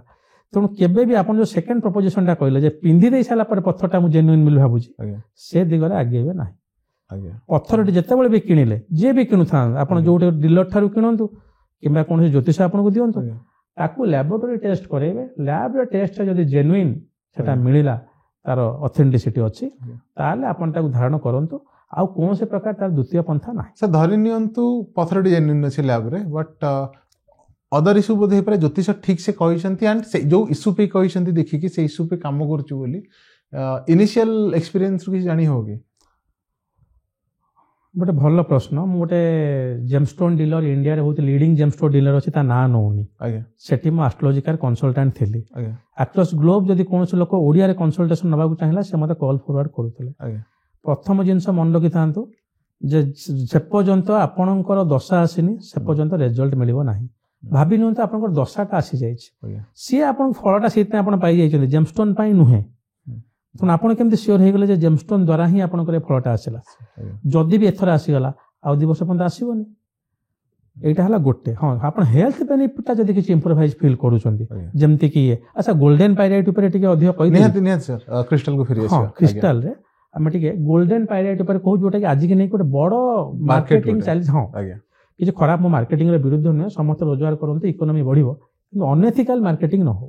ଆଜ୍ଞା ଗୋଲ୍ଡେନ ପାଇରାଇଟ୍ ବା ମନି ମ୍ୟାଗ୍ନେଟ କହୁଛନ୍ତି ତାକୁ। ଆଜ୍ଞା ଫୁଲ୍ସ ଗୋଲ୍ଡ ଯୋଉଟା କୁହାଯାଉଛି, ଆଜ୍ଞା ତାର ରିଅଲ ନାଁ ହେଲା ଆଇରନ୍ ପାଇରାଇଟ୍। ଆଜ୍ଞା ଦର୍ଶକ ମାନଙ୍କୁ କହି ରଖୁଛି, ଆଇରନ୍ ପାଇରାଇଟ୍। ତାକୁ କିଛି ଲୋକ କହନ୍ତି ଗୋଲ୍ଡେନ ହେମାଟାଇଟ୍, କାରଣ ହେମାଟାଇଟ୍ଟା ବି ଆଇରନ୍ କମ୍ପୋନେଣ୍ଟ ହେଇକି ସେଟା ହେଇଛି, ତା ଫିଜିକାଲ କମ୍ପୋନେଣ୍ଟ। ଆଜ୍ଞା ଦିସ୍ ଇଜ ଆଇରନ୍ ପାଇରାଇଟ୍ ବା ଫୁଲ୍ସ ଗୋଲ୍ଡ, ଯୋଉଟା କି କ୍ୟୁବିକ୍ ଷ୍ଟ୍ରକ୍ଚରରେ ଡେଭଲପ କରେ। ଆଜ୍ଞା ଗୋଟେ କ୍ରିଷ୍ଟାଲଟା ଆପଣଙ୍କର ସ୍ପାଇକ୍ ହେଇଥିବ ଆଜ୍ଞା କିମ୍ବା ଟ୍ରାପିଜଏଡ୍ ହେଇଥିବ, ଏଇଟା କ୍ୟୁବିକ୍ସରେ ବାହାରିବ। ଆପଣ ଯଦି ୟୁଟ୍ୟୁବରେ ବି ଦେଖୁଥିବେ, ବେସିକାଲି ଆପଣଙ୍କ ବ୍ରାଜିଲ, ପେରୁ, ଆର୍ଜେଣ୍ଟିନା ସେଇ ଏରିଆରେ ଏଟା ରାମ୍ପାଣ୍ଟଲି ମିଳେ। ଆଜ୍ଞା ସେଇଟା ବହୁତ ଫ୍ରାଜାଇଲ ଷ୍ଟୋନ୍। ଏଇଟା ଆଜ୍ଞା ଆର ମୁଖ୍ୟ କାମ ହେଲା, ଯେମିତି ମୁଁ କହିଛି କ୍ରିଷ୍ଟାଲର କାମ ହେଲା ହିଲିଂ। କନଫିଡେନ୍ସ ବଢେଇବ। ଆଜ୍ଞା ଯେହେତୁ ଆଇରନ୍ ରହିଲା, ଆଜ୍ଞା। ଶନିର କାମ ହେଲା କନଫିଡେନ୍ସ, ସୂର୍ଯ୍ୟର କାମ ହେଲା ଡିସିପ୍ଲିନ। ଆଜ୍ଞା ତ କନଫିଡେନ୍ସ ବଢେଇବ, ଗୋଟେ ଲୋକର ମ୍ୟାଚୁଅ ଗୁଣ ଆଣିବ। ଆଜ୍ଞା ଆପଣ ଓଭର ମ୍ୟାଚୁଅ ଅଛନ୍ତି, ଓଭର ଆକ୍ଟିଭେଟ୍ ଅଛନ୍ତି, ବୁଲେଟ୍ ଫୁଲେଟ୍ ଚଢୁଛନ୍ତି, କିଏ କଥାବାର୍ତ୍ତା କହିଲେ ସିଧା ତାର କଥାବାର୍ତ୍ତା, ଆଜ୍ଞା ବିଲକୁଲ ପିନ୍ଧିବେ ନାହିଁ। ଲେଖା ଯାଇଛି ପୁରା କ୍ରିଷ୍ଟାଲ ବାଇବେଲ ବହିରେ ଲେଖା ହେଇଛି, ଯଦି ଓଭର ମ୍ୟାଚୁଅ ଅଛି ପ୍ଲିଜ ଆଭଏଡ୍ ଗୋଲ୍ଡେନ ପାଇରାଇଟ୍। ଇଏ ଗଲା ଆପଣଙ୍କର ମାନସିକ ସ୍ଥିତିକି ଏଟା ହାମ୍ପର କରିବ। ଶାରୀରିକ ସ୍ଥିତିରେ କଣ ହାମ୍ପର କରିବ? Sleeplessness due to gastrointestinal disorder. Gas ହେଇକି ଯଦି ରାତିରେ ନିଦ ହଉନି, ତାହେଲେ ଗୋଲ୍ଡେନ ପାଇରାଇଟ୍ ଏଥିପାଇଁ ହେଲ୍ପ କରିବ। ସେ ବି କୋଉ ଗୋଲ୍ଡେନ ପାଇରାଇଟ୍? ଏଟା ଗୋଟେ କ୍ୟୁବିକ୍ ଷ୍ଟ୍ରକ୍ଚରରେ ଆସେ, ଆଉ ଗୋଟେ ଫ୍ଲାୱାର ଷ୍ଟ୍ରକ୍ଚରରେ ଆସେ। ଆପଣ ଦେଖିବେ ଫ୍ଲାୱାର ଗୋଲ୍ଡେନ ପାଇରାଇଟ୍ ଗୋଟେ ପ୍ଲେଟ୍ ଭଳିଆ ହେଇକି ଆସିଥିବ, ଆକୁ ଛାଡିକି ଗୋଲ୍ଡେନ ପାଇରାଇଟ୍ ବୋଲି ତ କିଛି ନାଁ ନାହିଁ, ଗୋଲ୍ଡେନ ଦେଖା ହଉଥିବାରୁ ଗୋଲ୍ଡେନ କହି ଦିଆଯାଉଛି। ଆକୁ ଛାଡିକି ସେଇ ପାଇରାଇଟ୍ଟା ବା ଆଇରନ୍ ପାଇରାଇଟ୍ଟା, ପାଇରାଇଟ୍ ଯଦି ଆମେ ଗୋଟେ କମ୍ପୋନେଣ୍ଟ ନେବା, ସ୍ନେକ୍ ସ୍କିନ୍ ପାଇରାଇଟ୍ ଗୋଟେ ଅଛି, ଆଜ୍ଞା ସାପ ସ୍କିନ୍ ଭଳିଆ ହେଇଥିବ, ଏକ୍ସଟ୍ରିମଲି ରେୟାର, ଯାହା କଷ୍ଟ କି ଆଜିକା ଡେଟ୍ରେ ଡାଇମଣ୍ଡ ଠାରୁ ଅଧିକ। ଆପଣ ପିନ୍ଧି ପାରିବେ କି ତାକୁ? ପିନ୍ଧି ପାରିବେ ନାହିଁ। ତ ଏଇଟା ପାଇରାଇଟ୍ ହେଲା ମେନ୍ ୟୁଜ୍।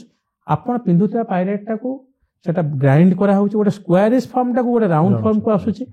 କିଛି ଜାଗାରେ କୁହାଯାଉଛି, ଯେ ମୁଁ ତ ଡଙ୍କେଇକି ଚୋଟ ବା ଗ୍ୟାରେଣ୍ଟି ଦେଇ କହିପାରୁନି, ଡଷ୍ଟରୁ ବନା ହେଉଛି। ଆପଣ ପାଇରେଟ୍ଟାକୁ ଗୁଣ୍ଡ କରିଦେଲେ, ତାପରେ ତାକୁ ରାଉଣ୍ଡ ରାଉଣ୍ଡ ଫର୍ମ କି ଗଲେ, ଫିଜିକାଲ ବଣ୍ଡିଂଟା ଭାଙ୍ଗିଗଲା।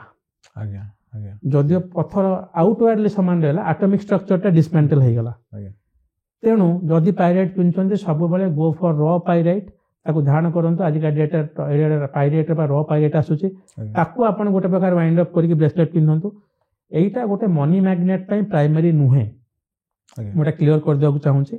ଆପଣଙ୍କର ଯେତିକି ଧନ ଯୋଗ ଅଛି, ଯେତିକି ଆପଣଙ୍କର ଇନକମ୍ ଅଛି, ଯଦି ଆପଣଙ୍କର ଜାତକରେ ବୃହସ୍ପତି ବହୁତ ଷ୍ଟ୍ରଙ୍ଗ ଅଛି, ଶୁକ୍ର ବହୁତ ଷ୍ଟ୍ରଙ୍ଗ ଅଛି, ସିଏ ଇଣ୍ଡିକେଟ୍ କରିବେ ଆପଣ କେତେ ମନି କୋଉ ସମୟରେ ଆଟ୍ରାକ୍ଟ କରିବେ। କିନ୍ତୁ ଏଟା ଗୋଟେ ଖାଲି ମନି ଆଶାରେ ପିନ୍ଧନ୍ତୁ ନାହିଁ। ଯଦି ଆପଣଙ୍କର ଏଇଭଳିଆ କିଛି ଇସ୍ୟୁ ଅଛି, ଯୋଉଟା ମୁଁ କହିଲି ଗ୍ୟାସ୍ ହେଉଛି କିମ୍ବା କନଫିଡେନ୍ସ ନାହିଁ, ମ୍ୟାଚ ବଢ଼େଇବା ପାଇଁ ଚାହୁଁଛନ୍ତି, ପାଇରେଟ୍ଟାକୁ ସେଇଭଳିଆ ପିନ୍ଧନ୍ତୁ। ବିନା ମ୍ୟାନିଫେଷ୍ଟେସନରେ କୌଣସି କ୍ରିଷ୍ଟାଲ ପିନ୍ଧନ୍ତୁ ନାହିଁ। ଗୋଟେ କ୍ରିଷ୍ଟାଲଟେ କିଣନ୍ତୁ, ତାକୁ ଆଗ ଧୁଅନ୍ତୁ, ତାପରେ ତାକୁ ଧୂଆଁ ଦିଅନ୍ତୁ, ତାକୁ ମ୍ୟାନିଫେଷ୍ଟ କରନ୍ତୁ। ମ୍ୟାନିଫେଷ୍ଟ ଆପଣ ସିଙ୍ଗିଂ ବାଉଲ୍ ନହେଲେ ବି ସିମ୍ପଲ ହାତ ଉପରେ ରଖି କୁହନ୍ତୁ ଯେ କ୍ରିଷ୍ଟାଲ ମତେ ଏଠୁ ଦଉ, ଯୋଉଟା ଆନିମାଟିଜିମ୍ କନସେପ୍ଟ କୁହାଯାଏ, ଯେ ନିର୍ଜୀବଟାକୁ ଆମେ ସଜୀବ ଭଳିଆ କଲେ, ତାପରେ ସେଟା କସ୍ମସର ୱିଶଟାକୁ ଆଣିଲା, ସେଟା ଆପଣ ଧାରଣ କଲେ, ତାପରେ ଯାଇକି ତା ରେଜଲ୍ଟଟା ଆସିବ। ତେଣୁ ଗୋଲ୍ଡେନ ପାଇରେଟ୍ଟାକୁ ଖାଲି ମନି ମ୍ୟାଗ୍ନେଟ୍ କରି ପିନ୍ଧନ୍ତି। ମୁଁ ଦେଖୁଛି ଯୁଆଡ଼େ ଯୁଆଡ଼େ ପିନ୍ଧୁଛି, ଆସୋସିଏଟ୍ କରିଦିଆଯାଇଛି ଯେ ଆପଣ ଗୋଟେ ହ୍ୟୁଜ୍ ସେଲ୍ ପାଇଁ, ନେସେସାରୀ ନୁହେଁ। ସେଇ ଜାଗାରେ ସାଇଟ୍ରିନ୍ର କାମ ହେଲା ପଇସା ଦେବା, ସେଇ ଜାଗାରେ ଆପଣଙ୍କର ଗ୍ରୀନ୍ ଜେଡ୍ ବି କିଛି ମାତ୍ରାରେ ବିଜନେସରେ ହେଲ୍ପ କରିବ। ତେଣୁ ହ୍ୱାଇ ଓନ୍ଲି ଗୋଲ୍ଡେନ ପାଇରେଟ୍, ଯାଠୁ ଏଇଭଳିଆ କଣ୍ଡିସନ। ଯଦି ପାଇରେଟ୍ ଆଣୁଛନ୍ତି ଭଲ କ୍ୱାଲିଟିର ଇମ୍ପୋର୍ଟେଡ୍ ପେରୁ କିମ୍ବା ଆର୍ଜେଣ୍ଟିନା ଆସିଥିବା ପାଇରେଟ୍, ସ୍କ୍ୱାରିସ୍ ପାଇରେଟ୍, ତାକୁ ଆଣନ୍ତୁ, ଆପଣଙ୍କର ଏଇ ହେଲ୍ଥ ବେନିଫିଟ୍ ମିଳିବ। ସାର୍ ଆଜି କ୍ରିଷ୍ଟାଲ ବିଷୟରେ ଏବଂ ବିଶେଷତଃ ରତ୍ନମାନଙ୍କ ବିଷୟରେ କଥା ହେଇକି ବହୁତ ଭଲ ଲାଗିଲା। ଅନେକ ଅନେକ ଧନ୍ୟବାଦ। ତେବେ ଯିବା ପୂର୍ବରୁ ଆମ ତରଫରୁ ଛୋଟିଆ ଉପହାରଟିଏ ସାର୍, ଗୋଟେ କଥାବାର୍ତ୍ତାର କପ୍। ଜୟ ଜଗନ୍ନାଥ। ଯଦି ଆମ ଭିଡ଼ିଓଟି ଆପଣଙ୍କୁ ଭଲ ଲାଗିଛି, ଦୟାକରି ଲାଇକ୍ କରନ୍ତୁ, ସାଙ୍ଗମାନଙ୍କ ସହିତ ସେୟାର କରନ୍ତୁ ଏବଂ ସବସ୍କ୍ରାଇବ୍ କରନ୍ତୁ। ବନ୍ଦେ ଉତ୍କଳ ଜନନୀ।